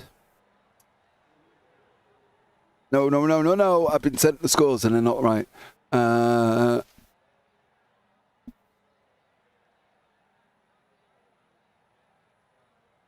Hold on. Yes. Where will Mini-Me finish in the championship? Well, currently at the moment, Mini-Me's in 6th. 4 points back from Andy Littler, and he's got 7 points back to Dan Lewis for 4th. We love you, Andrews. We do. We love you, Andrews. We do. Oh, Andrews, we love you, says Sebastian Kelf. I don't know why I went into a football chant now all of a sudden, but that's what it is, isn't it, Mr. Sweeney? What's that? The comment in YouTube chat. Oh yeah, Sebastian. What a name. We love you. Yeah, it is. It is, isn't it? Yeah. I remember. I don't know if that originated from a football chant. Yeah, yeah. I can't remember who it was, but I used to sing it in my younger days when I used to go and watch the football before it got into like 300 quid a day or something ridiculous along them lines as well. So there we go. Yeah. Nice. Yeah. Football's become so expensive. Got to be honest. Everything's become so expensive, mate. Oh, mate, I'm getting excited. I got excited that diesel was 155 the other day. Ooh. I was like, 155 for diesel? Oh my god. I priced up taking my boys up to Spurs to watch. It was watching Fulham, of all people. And it was nearly going to cost me 300 quid. It was like £285 to take them football. By the time we bought the tickets, and then we had to pay for membership because apparently you have to be a member. And yeah, it was just absolutely crazy. It's going to cost me a fortune just to go to football. I know. That's what I said. Well, Spurs won, but you know, it was a bit of a shame. But there we go. Right, let's bring up the grid for race 3. Craig Jones is back on pole because we've got that top 15 reverse. Then you've got the arms of Alan Toon, Dan Lewis, Chris Dixon, Gary Walsh, Andy Littler, Edward Parfitt, Roger Morton, David Ayres, Paul Godden. Then it's Carl Hardy, Jack Andrews, Jack Litt, Delmont, Newman, Draper, and Barry. I don't think Barry and Draper are actually making this, so this is practically a full reverse. There is Craig Jones there as well. We are up and running. We are green. This guy's got onto the grid very, very quickly. Are we going to see Sir Alan Toon go for it? Is he going to go for it? Don't be out there, Tooney. Send it on him, son. As he goes and tackles it here as well. Unfortunately for Alan Toon, he has lost that position. Craig Jones is hanging on there as well. Toons looks like he's just about to go on the grass. There was an off. Oh, it's Gary Walsh off the side of the first circuit. Jones still hanging on once more as they're going through turn 1 here at the same time. Dixon's still hanging off. Oh, that was Hardy. Whoa. Whoa, in a bit. Oh, was that Morton? Who's that? Morton? I think it might have been. No, yeah. It was. Be careful, be careful, be careful. He's fine, he's fine, he's fine. Oh my goodness me, Pete Newman, he's going to do it. He is actually going to go for it. What a lad. That one's also gone up the inside here as well. That was a bit of a frantic start. We'll have a look back and see how Roger Morton ended up off the side of the circuit there. That was absolutely nuts. Craig Jones still managing to hold on to the front nose. So let's see what quickly happened to Morton here as well.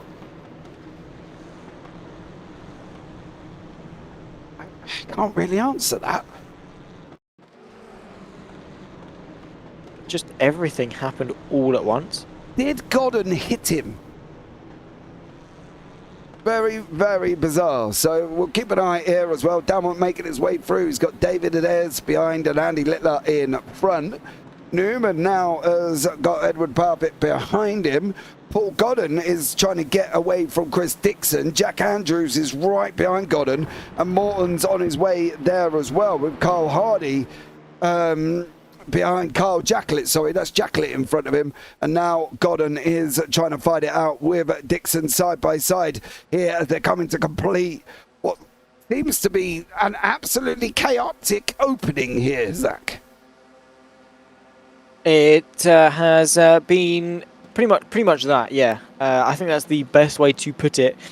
It's just chaotic. I mean, you know, that it's been that chaotic of a start that you can't really call it chaotic, because it is a little bit more than that. But hopefully we've still got some good racing in store, because usually when there's chaotic starts to a race, it's sort of a bit meh for the rest of it. But we've still got a ton of potential. So Alan Toon, all aboard the Toonie Express. What a guy. I mean, just leading the way ahead of half the field. You've got the gap down to Edward Parfitt, a bit of a gap to God, and then all the way down to Carl Jacklett. That is all just occupied. Sir Alan Toon, though, might be overtaken 2-1. Andy Littler and Adam Delmont follow their way through. Nicely done. Then David S picks his way past, and Sir Alan Toon very quickly just finds himself allowing them all past. Yeah, I think it's just knowing your pace. I think it's you know, as much as we love to see Toonie, and I think he got a 5th overall at one point as well, didn't he? I think this season, because everybody went into like rapturous nuts about it, and Alan Toon did scrape a 5th.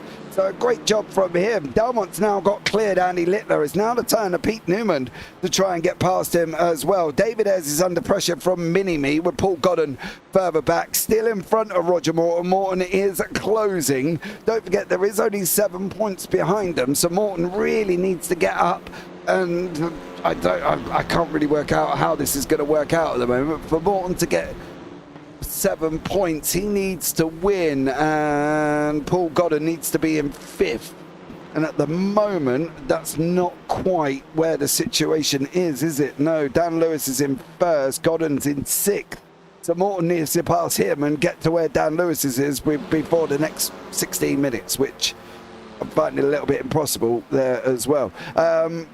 So yeah, it's going to be tough for Morton, but Morton's going to keep going as he always does. Oh yes, he very much is. I mean, that sounded a lot like the SpongeBob opening. I'm sorry, that popped to mind. I'm very sorry. But yeah, I can't unhear that now. I absolutely despise myself for that. Unless there's any SpongeBob fans out there in the YouTube chat. Side by side here, Andy Littler versus, I think it's Dan Lewis battling Pete Newman. Of course it is. Yeah, yeah. That's a Pure Sims car. Of course it is. Yeah, Pete Newman. There's only 2 of them out on circuit. It's one of the 2, and I went for someone completely unrelated, but it's fine. Pete Newman there in 4th, up 11 places. Him and Delmont, like, they've been different gravy all season. They've been different gravy all season. But this last round at Phillip Island, like, guys, like, they have just pushed each other to such a level, to such a high standard that they're just untouchable today. I agree as well. Do you know the interesting thing with my boy? He turned around and said, "Dad." I said, "Yes, Edward." He said, "We've won the team championships." "Yes, Edward, you have. Well done, you." "When's my trophy turning up?" That's the first thing he said. You know what I mean? And I'm sitting there going, "Well, I'll sort them out, mate." He was like, "Oh, so how long's it going to be?" I was like, "Dude, it's coming. Back up. I will get it to you. You know, it's on my list of 50 other things, but you will get your trophy." He was like, "Okay, cool." So that was it. I think Edward's just more of us excited about his trophy for winning the team's championship, to be fair. Fair enough. Then he can start his Craig Jones mission of collecting all 3. Oh, don't. Your son is going to turn into Craig Jones. How do you feel? Not, I hope. Carl Jacklett and Jack Andrews are swapping places. Well, they're not now, because Andrews has just been off the side of the circuit here. I'm interested to see how he quite got that. Well, you know, in a bit. In a bit. That was kind of all on his own there. Dan Lewis has now lost that place to Andy Littler. He's now got David Ayres and Edward with Roger Morton, who's passed Paul Godden. Morton's not going up giving up. Godden's got to be where he is. Morton's got to win, and the win is literally there. If Godden can't keep up with him, this is going to be very interesting how this one materialises, because surely that's going to put them as a draw if Morton wins, and then that's got to go on to a count back between obviously who's had the most wins, I suppose. And at the moment, I think that could be Mr. Roger Morton. How many times Godden? Godden's won 1, 2, 3. Morton's won 1, 2, 3, 4, 5, 6, 7, 8, 9, 10, 11. Whoa. So Morton's won 11 times.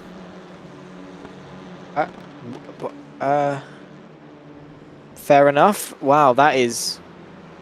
Shocking, But he joined the season late. Well, he missed round 1, so yeah, in conjunction with Paul Godden, he did join later than Paul. Obviously, he did miss round 1. But the fact that he's taken 11 wins, I think it is, or 10 wins, is just incredible.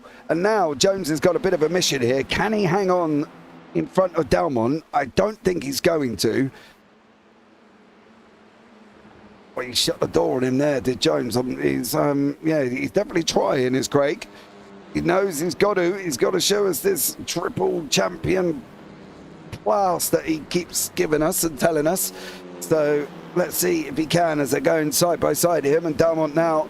That's going to be Dalmont in front. Is he going to be tackling with Pete Newman? He's not going to hold on very long, I don't think. He made that mistake. Newman's gone through and said thank you very much. That's released Craig, Pete Newman and Adam Dalmont. Sorry, my teeth weren't working there. As well, Roger Morton's now up into 4th. Godden is in 5th in class. So Morton's got to get David Ayres, Edward and Andy Littler. And Paul Godden's got to kind of stay where he is here, because that's going to give Morton 2nd place, I think, Zach, as well. Yeah, and of course he is going to be wanting to vie for that as best he can, just to finish as high up as he possibly can. Edward Parfitt fighting away with David Ayres, who is going to pick his way to the inside. Nicely done. Oh, my goodness me. Edward Parfitt very swiftly cutting his way back to the inside, but then comes Roger Morton to the inside of MG. Is he going to be late enough on the brakes? I think he is. What a move that is going to be. Edward Parfitt then left to dry on the outside. Paul Godden trying to pick his way past as well, not quite close enough, or able to, unable with the run that he got. Now onto the pit straight, of course, nearly halfway through race number 3. Edward Parfitt, unfortunately losing 2 places in the span of a couple of corners, but what a move that was by Roger Morton, slowly but surely picking his way forward. Yeah, he is. He's now coming forward again. He's now going after David Ayres. I reckon if he was here at the beginning, him and David Ayres, this would have been an epic finale. It would have been a final round battle with Roger Morton. And just as my saying goes, not going to lie, because it would have been incredible. Edward, don't take him out. God blimey, that will cause me no end of grief as Carl Jacklett takes a trip across the grass, unfortunately. Jack Andrews is now sitting in 7th overall. He's chasing down Dan Lewis with Paul Godden in that 5th. Then it's Edward Parfitt, Roger Morton. The front 2 are back battling again, and Morton is now under pressure from Edward as he comes into Repco on that run before he goes out to Siberia. I don't think this is going to be done and dusted. I think this is still going to be go! Ooh, okay. Oh, boys. How did they manage that? I don't know. Was that with Edward? Yeah. Was Edward still on the circuit, though, is the question. Yeah, he is. He's on the circuit. He warrants racing room there. I'm sorry, Paul, that's your own fault, mate. Yeah, you've got to give him room. Look, he's still on there. He's there. He's on there. He tried to come and yeah. Oh, now this is going to get spicy. Now the maths are going to come. And I can't quite work it out just yet. So I'll work that out very shortly. Dalmont and Newman still going for it at the moment. And now it could well change the tide, because here comes Pete Newman. Let's see what he can do when he's the one that's behind Adam Dalmont. Let's see if it was Dalmont's issue or a Phillip Island issue around the outside. Pete Newman's going to give it a go. He doesn't even need to hesitate. He's going to keep his foot in a little bit wide over the grass. Oh, at least, to be fair to him, at least he tried. Because he knew that Dalmont tried that lap after lap after lap and it didn't work. So at least he gave it a go, and he found out that it doesn't work. So now he's going to try and find something different. And that's what Pete Newman's constantly doing. He's constantly changing and adapting and finding new ways to beat an opponent. If he knows that turn 1 doesn't work, he'll then try a turn 2, turn 3, 4, all the way around the circuit to find where the optimal overtaking opportunity is for someone that is as closely matched for him. For Newman and Dalmont, obviously, when they're fighting their way through the reverse grid, any corner is fair game because they've got the pace advantage to make any corner fair game. Amongst each other, though, when there's only a half a tenth or so swing either way, it's so much more difficult to get a move done because you can't just chuck it willy-nilly down every single corner. There could be the move, though. Pete Newman has got the better run out of Siberia, but I think Dalmont's just about going to be able to hang on with straight line speed, albeit into Lukey Heights. Newman might just be able to have the measure. So you're not going to have the inside, though. Dalmont's going to have the inside as they're coming down the hill. He's going to hold on here. Adam Dalmont in the 77 Next Gen. Pete Newman in that Pure Sims here as well. And let's see what Newman can do. He's still chasing down. An update now. Oh, no. If Morton gets this, this is going to be very, very close. He hasn't got it at the moment. I've got Godden ahead by 2 points here going into the final 8 minutes. If Morton gets David Ayres, that's going to give Morton another couple of points as well. He's going to take second. That will put him on 23. That will be a tie. He's only got to get Andy Littler. And can he get Littler to take that second place away from Paul Godden? The contact with Edward Parfitt has caused Godden in this situation. He's got to try and get past Edward, and he's a long way back at the moment. We are talking a complete 5.5 seconds for Paul Godden. He's not giving up. Cam Morton, David Ayres is now trying to go back up the inside as well. This AM battle is going to come down to the very end, Zach. It's going to come down to the second place, and it is at the moment 2 points between them. Unless Morton can get this, and if Morton gets this, this is going to be a tie. Well, and of course with those 11 race wins, he will be able to get that second place in the championship. So let's see. Not long left to go. Of course, 6.5 minutes of racing. Roger Morton, he needs to try everything that he can in order to solidify his place. And, well, how close has it been? I mean, we've had 12 weeks of racing, 10 rounds, 30 races of action. It's been incredible. And, well, it comes down to the final 6.5 minutes and a 1 point differential in order to decide it. Not even that 0 points between these guys. It all comes down to who's had the most wins over the course of the season in order to decide their position in the championship. It's been intense, insane, and that championship has been mighty. That could be it. Roger Morton on the inside of MG. What a move. David Ayres just allows it. Nice little move there from Roger Morton, and a crucial one indeed. Yeah, now what's Littler going to do? That's the question. They're all part of the work guard, safeguard result team, should we say. So what's Littler going to do now? He knows Morton. This is literally at a draw. This is literally 5-5-6, 5-5-6. Morton takes this. He's going to be in front by 2 points. Now, though, what's David Ayres and Andy Littler going to do? Are they going to hold Morton up? Which they didn't look like they have. And at the moment, I've got Morton now on 5-5-8 and Paul Godden on 5-5-6. Never say never, but at the moment, Morton's got that second place. Oh, yeah, he's just mega. His pace is mega. This is going to be number 12 if he's able to hang on to it. Pete Newman, Dalmont swapping places once again. It's Newman on the outside. Dalmont trying to keep it firm. What a move this is going to be if Newman can put his foot to the floor and get that drive. He might well. No, he's not. He's not got the overlap. Dalmont was good enough on the exit to hang on to the lead. And I know that the tides haven't turned yet, and we haven't had a swap of the lead, but Newman's doing more. He's putting more pressure on. He's trying more. He's trying different things. He's constantly making Dalmont look over his shoulder. And unfortunately, that's just not what that's not what Dalmont was doing over race 1 and 2.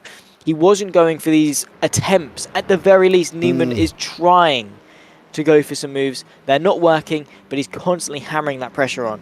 Yeah, he definitely is. Newman's not giving up here as well. David Ayres and Andy Littler are not giving up. The only thing this is doing is allowing Roger Morton to get a second up the road, and there he is at this current time. Paul Godden needs to be at least 1 place up compared to where he is now, and that gap to Edward is still 5.5 seconds here. and Edward is still holding on, but he has got Carl Hardy right up behind him at the moment for Paul Godden. He needs to get this position somehow, somewhere, and needs to try and get it away. It's going to be very, very tough for him. I don't know if he's going to be able to make up 5.5 seconds unless something crazy happens between Carl Hardy and Edward Parfitt. Edward, if you do not back out, you're trying to run that outside line, son. You are off your rocker there as well. Oh, Dan Lewis. That will probably help Morton out there. Oh, no. Oh, in a bit. Nicely held. He did hold it there, but now Edward's back in front of Hardy once more. It looks like Hardy's got like almost a double spec map on his car there, Zach, doesn't it? It looks a little bit iggly-piggly, as if something's gone a little bit awry on his car there. Does it? A little bit bizarre. What do you mean? Well, look at his What, bonnet. That's Carl Hardy. Yeah, but look, that's what I said. Oh. What, like there's like an overlay in there. There's like the grey and then there's the white. Yeah, it was a little bit weird. Maybe that's intentional. We're just slating off the Pearson livery, but No, because it looks like one bit's a bit dirty. Yeah. And then someone's just, you know how like people write like "clean me" on the back of their vans and stuff. Like, Yes. It looks like someone's just done that. Time for a The front of his wash. Clio. Yeah. Carl Hardy and Edward still running side by side here. Edward's going to try and hold that inside line. They're going to be a little bit of door banging.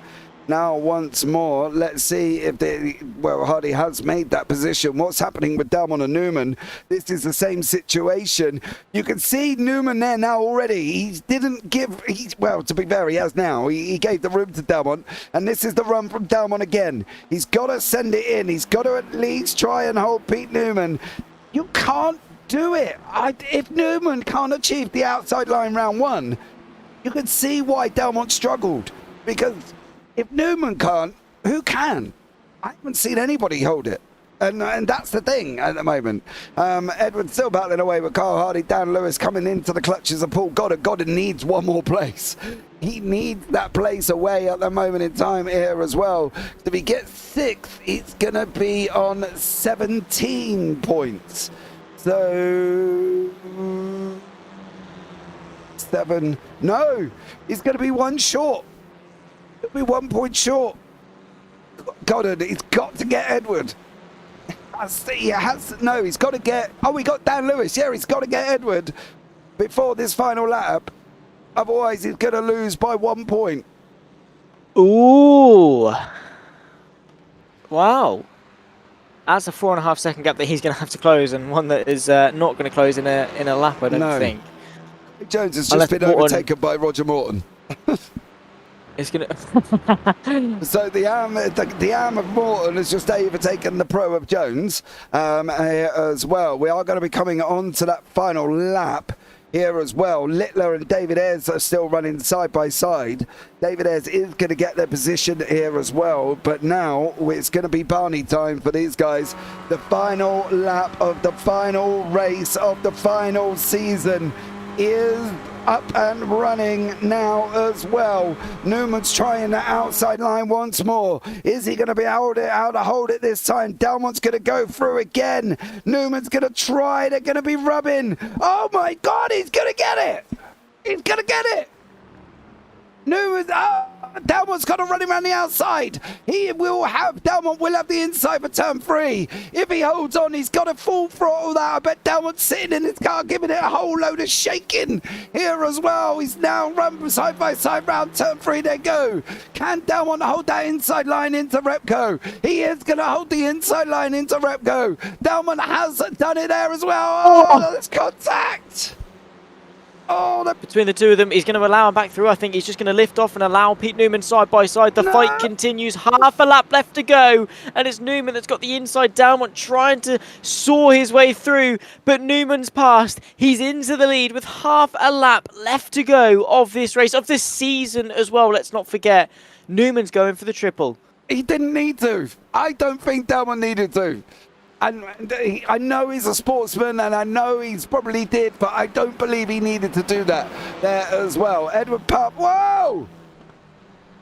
Where are you going? Craig Jones off again. Everybody's been... Yeah, I don't know what's going on with Craig Jones here either. But Pete Newman, I think, is going to come over the line. Is he going to take that victory in race 3? I believe he is, unless he lifts off and allows Delmont to come through. But I don't believe Delmont needed to lift there. I think he could have carried on. Barney's all the way to the right-hand side. That's a bit of a weird place. Newman comes over the line, makes it 3 out of 3. Delmont comes over the line and makes it 3 out of 3 in second there as well. Roger Morton is going to be second, I believe. He is going to be second, and I think he's going to be second by 1 point. David Ayres is your AM champion. He is the AM champion. Morton's going to get runner-up there as well. And I think Paul Godden will get third. I think he's just a little bit far back. Carl Hardy, they're making contact with somebody. And unfortunately for Paul Godden, I think he lost out by 1 point. It's Alan Toon and then Craig Jones just sitting there. I'm not entirely sure what Jones is up to here as well, but he will end up losing that one there as well. So, yeah, that happened. Indeed it did. Indeed it did. As we wait whether or not Jones is going to finish or if he's just going to sit there at the moment. He has jumped back into pit, so he has finished off there as well. Here are the final results of the final race of season 3. Pete Newman is your winner with Adam Dalmont in second, Roger Morton in third, David Ayres in fourth, and Andy Littler in fifth. That's your 1, 2, 3 in your AMs. Carl Jacklett in sixth with Jack Andrews in seventh. Carl Hardy finished in 8th, Edward finished in 9th, then Paul Godden, Dan Lewis, Gary Walsh, Chris Dixon, Sir Alan Toon, Craig Jones, Mark Draper and Mick Barry, who of course did not take to the start there as well. So we'll start off interviews very, very shortly, but I think you can safely say another interesting race there. Well, all three of them were, for sure. I mean, just what a way to cap off the season, all in all. When we started all the way back in Oulton Park, I mean, we've had so many journeys and roller coasters of emotions, and it has just, tracked all the way through the season. It's been amazing to see these storylines develop, to see the championship develop, to see the rivalries develop, and I think we capped it off really nicely here in Phillip Island. I think all three races, of course, with Pete Newman taking the triple, you might be thinking, well, maybe not, but all three had their own things to deliver. That is a car smashing into the barrier. What a guy, whoever that is. Looked like a pure Sims, I think. But yeah, just all in all, it's been amazing, and I'm happy that's the way we ended it. That's Chris Dixon. Oh, is it? Yeah. Oh, it looked blue and white. No, Chris Dixon. Let's see now as well. Let's have a chat with Mr. Carl Jacklett, as we always do here as well this evening. Carl, welcome into the booth, dear sir. How are you? Yeah, I'm good. I enjoyed that. Did you enjoy that race in there, love sir? Love the circuit. Yeah, I love the circuit. Enjoyed race 2 going up the middle of the 2 result cars. That was we had results. Yeah, we had a funny feeling that was kind of going to come for us there, Carl, because we did see you go 3 wide and then make it up through the middle. Absolutely incredible job for you there, sir. Not a bad season overall, Carl, would you say? Yeah. Very happy. Things are getting better. The pace is getting better. The racecraft has definitely improved. No, enjoyed that. Yeah, that should put you 4th in the championship, if I'm not mistaken. Ooh. But I'm just waiting for the maps, because obviously we had no John McCutcheon here this evening, and you weren't very far back. So let's see how the final results come out on that one. Carl, going forward, though, what's the expectations from you next season? You've done a great job this season in this one and also the TCRs. What are we going to see from Carl Jacklett next season? Just want to build on the firm foundations that I've managed to lay in these 2 cars. God, that sounded good, didn't it? It did. It sounded very professional, to be honest, Kyle. I'm very impressed with you there, sir. Final confirmation, you did finish in 4th. So, Awesome. well done to you, young sir. Congratulations on that one, and well done on your whole season, to be fair. Kyle, you've done an absolutely stellar job. Anyone you want to shout out before I let you go? Yeah, I'm going to give a shout out to your good self for putting all this together and running it for us. Without you, we wouldn't be here. Well, thank you very much. That means a massive amount, as it always does. But Carl, it's been a pleasure. I look forward to seeing you on Friday for the TCLs, sir. Let's see how you get on there. Yeah, I've done a bit of practice, must admit. Take care. Have a good one, buddy. Yeah, and you. Cheers. Right, let's start off. I want to go in 3, 2, 1 in each class. We've got a lot of people waiting. We're going to start off with Paul Godden here as well. Paul, welcome in to the booth. Would you like to know your final finishing position, sir? Yeah, go on then. Third. Third, yeah. Do you know by how many points? Probably 1 point. 1 point. Yep. Yeah, I know it would be. 558 to Mr. Roger Morton and 557 to yourself. Yeah, I know it would be. So I'm just going to get taken out. So. Well, it was a tough one all round because obviously Morton had his incident as well. You know, at one point you guys were literally jostling backwards and forwards. Morton had a poor race too. Obviously in your race 3, it was kind of the same situation. Going forward though, Paul, you know, how's the season been for you overall? Yeah, it's been really good and really enjoyable season.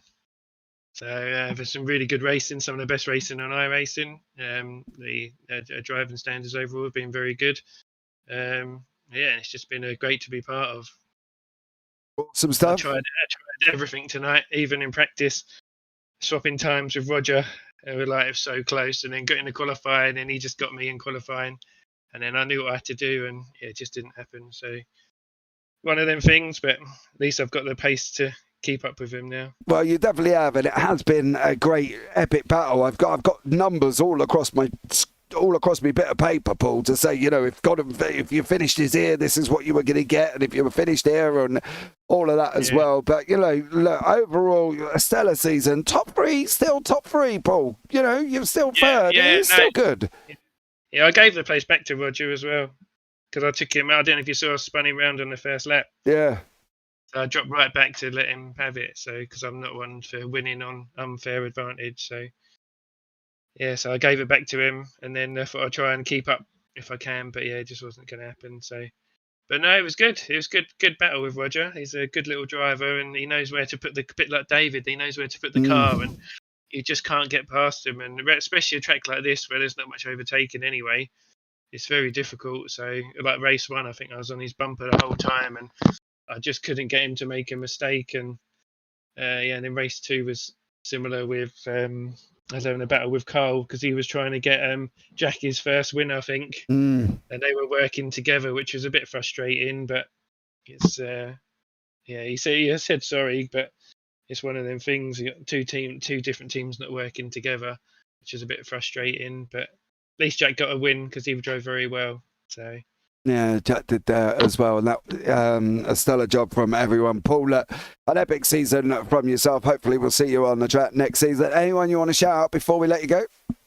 Yeah, just yourself and the admin team for doing a great job for the season and keeping it all calm and collected. And it just shows you that we've still got a good number of drivers at the end of the season, all still battling for the championships. It just shows the calibre of drivers that we've had this season. And then secondly, just to all the drivers, because again, without them, you wouldn't have a league to come and race with and have fun on a Monday evening.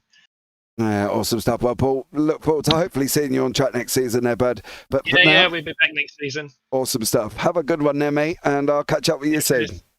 Yeah, cheers, mate.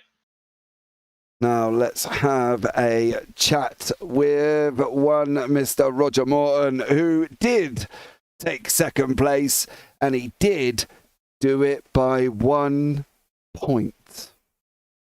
Is that what it was it? Yeah, he's on. Paul was on 557. You were on 558. Yeah, it's still not first, so is it? No, but you were never really. You weren't going to get there, Rog. You missed race one. You know what I mean? You round one, and then you were up against David Ayres, who's been Mr. You know, he's been consistent all season, hasn't he? You've got to give him credit for that one. You know, you did have 12 wins over the season, mind you. 12 races you won. That's not bad, then, is it? I'm happy with that. I've enjoyed the trying to catch Dave. It's been obviously my main, goal for the season, and then tonight was just trying to get ahead of Paul as best I can, because I knew if I ain't got to get first, I might as well try and get second. Yeah, I knew we were close going into the last race. So yeah, it was. Yeah, I did everything I could, and then I chased down Craig for the end, and then I don't know why he let me pass, because he didn't have to let me pass, but he did. No, well, he ended up the side of the circuit. As well. Straight after he had technical issues. So yeah, again, he had a technical issue. His rig started coming apart. So, Roger, look, you know, you've had a great season. You finished in second place, sir. How's it been for you the whole season as a whole? I've loved it. I've got to be honest. I've said it before. This is my best league that I've raced in. I've really enjoyed every one I've done so far.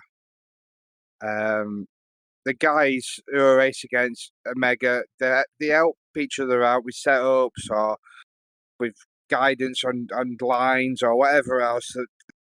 They're mega, absolutely mega. And I feel privileged to be on the grid with the rest of them. Get me all welled up, Mr. Roger Oulton. There you go, mate. As I say, it's always a pleasure having a chat with you, dear sir. Anyone you want to shout out before we let you go? You boys putting on a great show as always, week in, week out. Jack, you do a good job as well, mate. Cheers, mate. I love watching races afterwards. The boys at Result, there's that many of them, would take up bloody half at grid, so I'm not going to name them all, but the two that really stand out, or three that really stand out, is Pete Newman has helped me out massively with joining the Result with the Pure Sims crossover. Carl Hardy, he's the man, and Dave for giving me a good championship to fight for. Awesome stuff. Well, Rog, it's been a pleasure, as it always is, sir, and I will catch up with you soon, no doubt, as we head into BDLV in a couple of weeks. Yeah, looking forward to it. It should be a good one. Well, speak to you soon, Mr. Morton, and pleasure as always. Yeah, take care, boys. Bye. Right, now we are going to have a chat with the AM winner this season, the Mr. Consistent, the man you would put your house on to finish the race, and he has done again. The one, the only, the Mr. David Ayres. David, welcome into the booth, dear sir. How are you? Good evening, gentlemen. You all right? I'm very well. Excellent. Congratulations. I'm champion. Thank you very much. Thank you very much. Just had to keep it on track.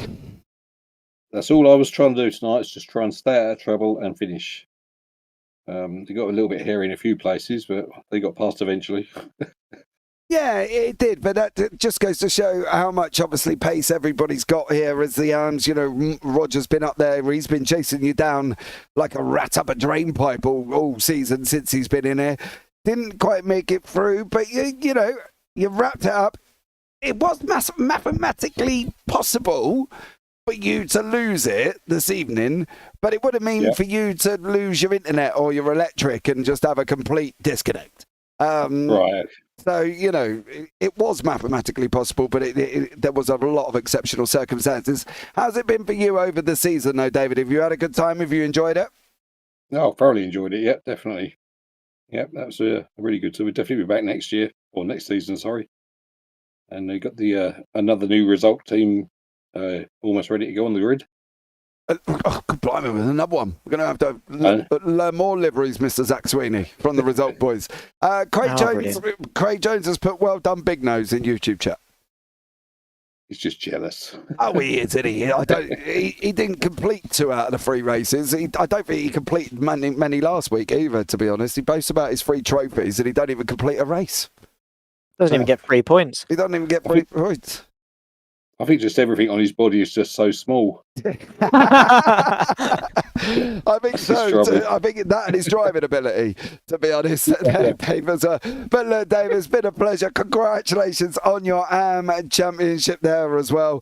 Well done to you. Anyone you want to shout out before I let you go this evening?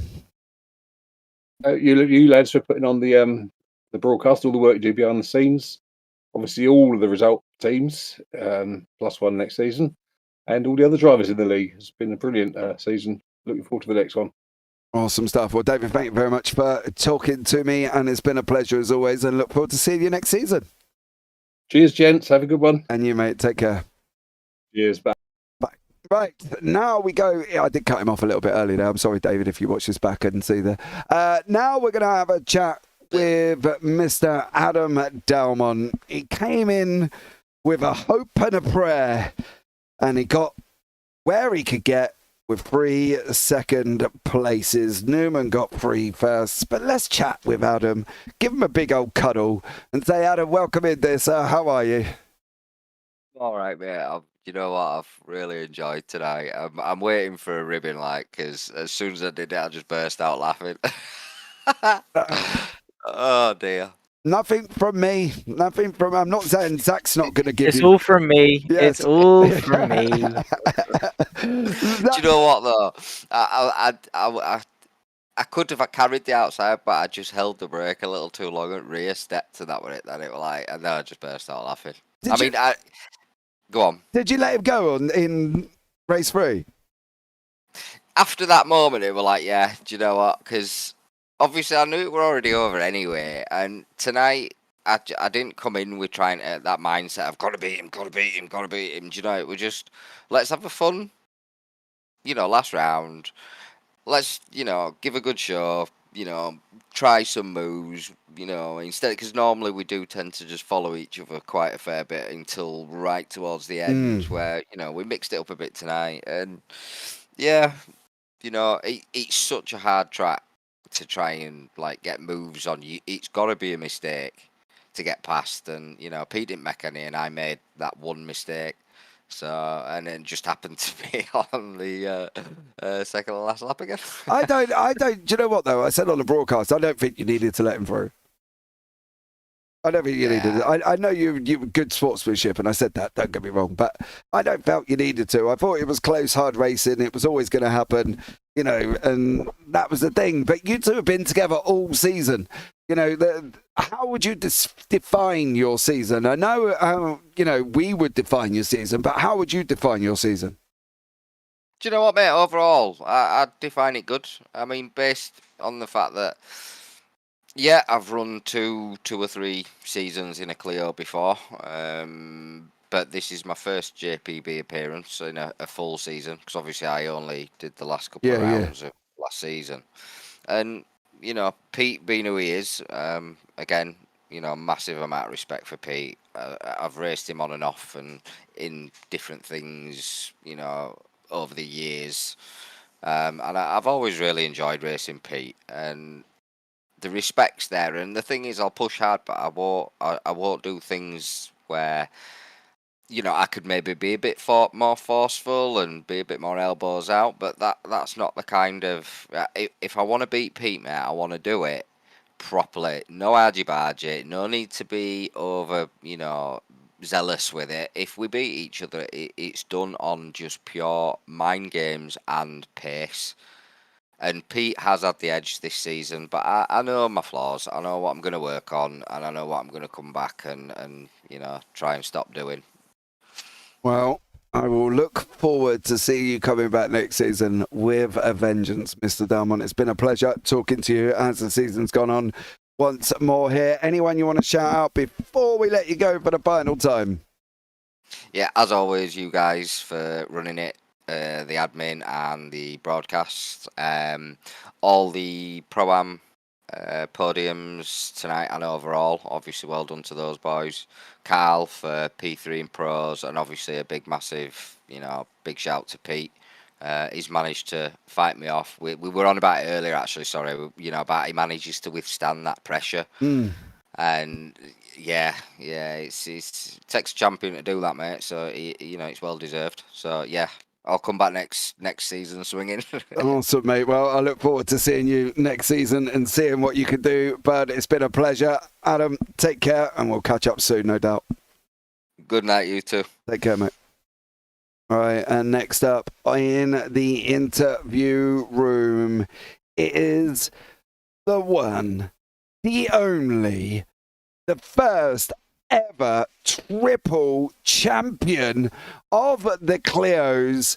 It is the one, the only Mr. Pete Newman. And I say the first because he's the only one that's done it so far. But he has wrapped up another title. It did come down to the final race, and he held his nerve as he always done. The Iceman himself, Mr. Pete Newman, into the booth. Pete, welcome in, sir. How are you?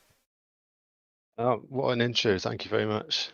Hey. Yeah, doing very good, thank you. Credit where credit's due, Pete. 3 out of 3 for you. An absolutely stellar job. Dalmont did give you a run for your money, though. Yeah, it's been super close between us all season, which has been really nice. It kind of would be nice for maybe a couple more contenders next season. So if you're watching, get signed up, come and battle us, and let's get these numbers up.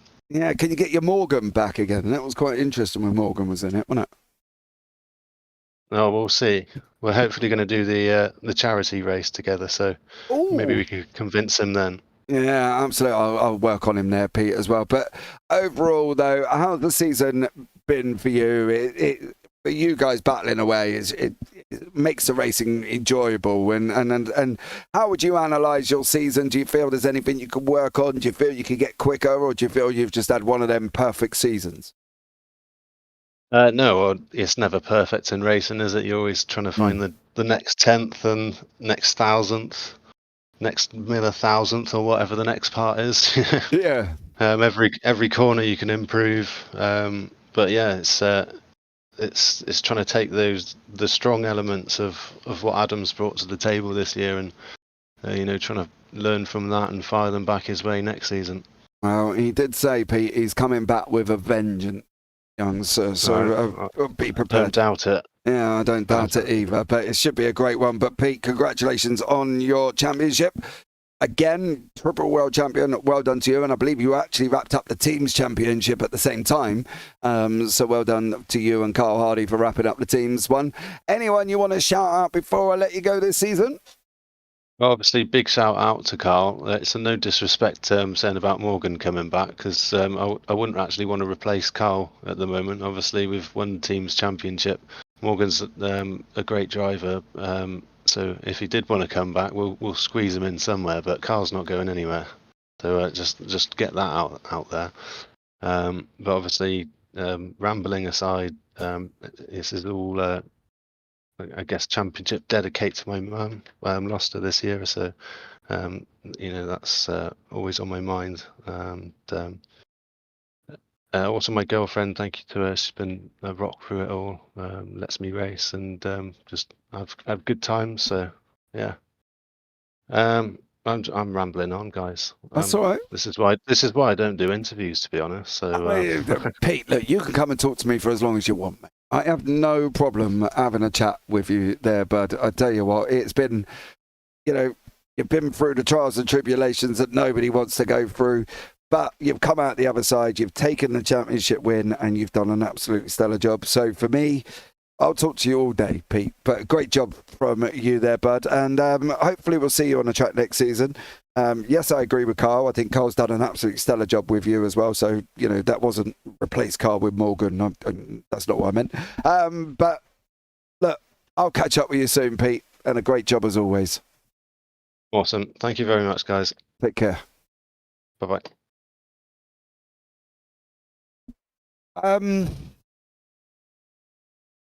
Yeah, final word from you, Zach. No, it's not. That's not my final word. Just all in all, I think we've had a really successful season. It's going to be weird not having Mondays occupied by the Clio Cup for a little while, but all in all, I have to say I'm thoroughly looking forward to indulging in season 4, watching along, and seeing what it has in store. It should be very, very exciting. A lot on the table. Pete Newman obviously going for maybe his 4th title in a row. That would be something to retain the 100% championship win rate. Could we see other contenders step into the mix? That all remains to be seen. And, well, yeah, bring it on. Come and join us and let's have it.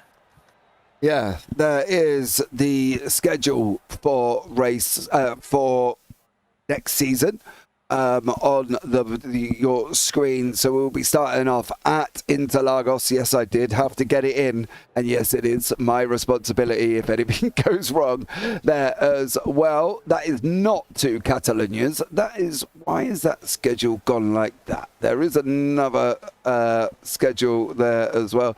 Not quite sure why there's a double of Catalonia. That's not where we're going as well. So give me 2 seconds to get the right schedule up for you, and then I will produce that onto the screen so you can actually have a look there as well. As I say, not quite sure why that's popped up with the old one.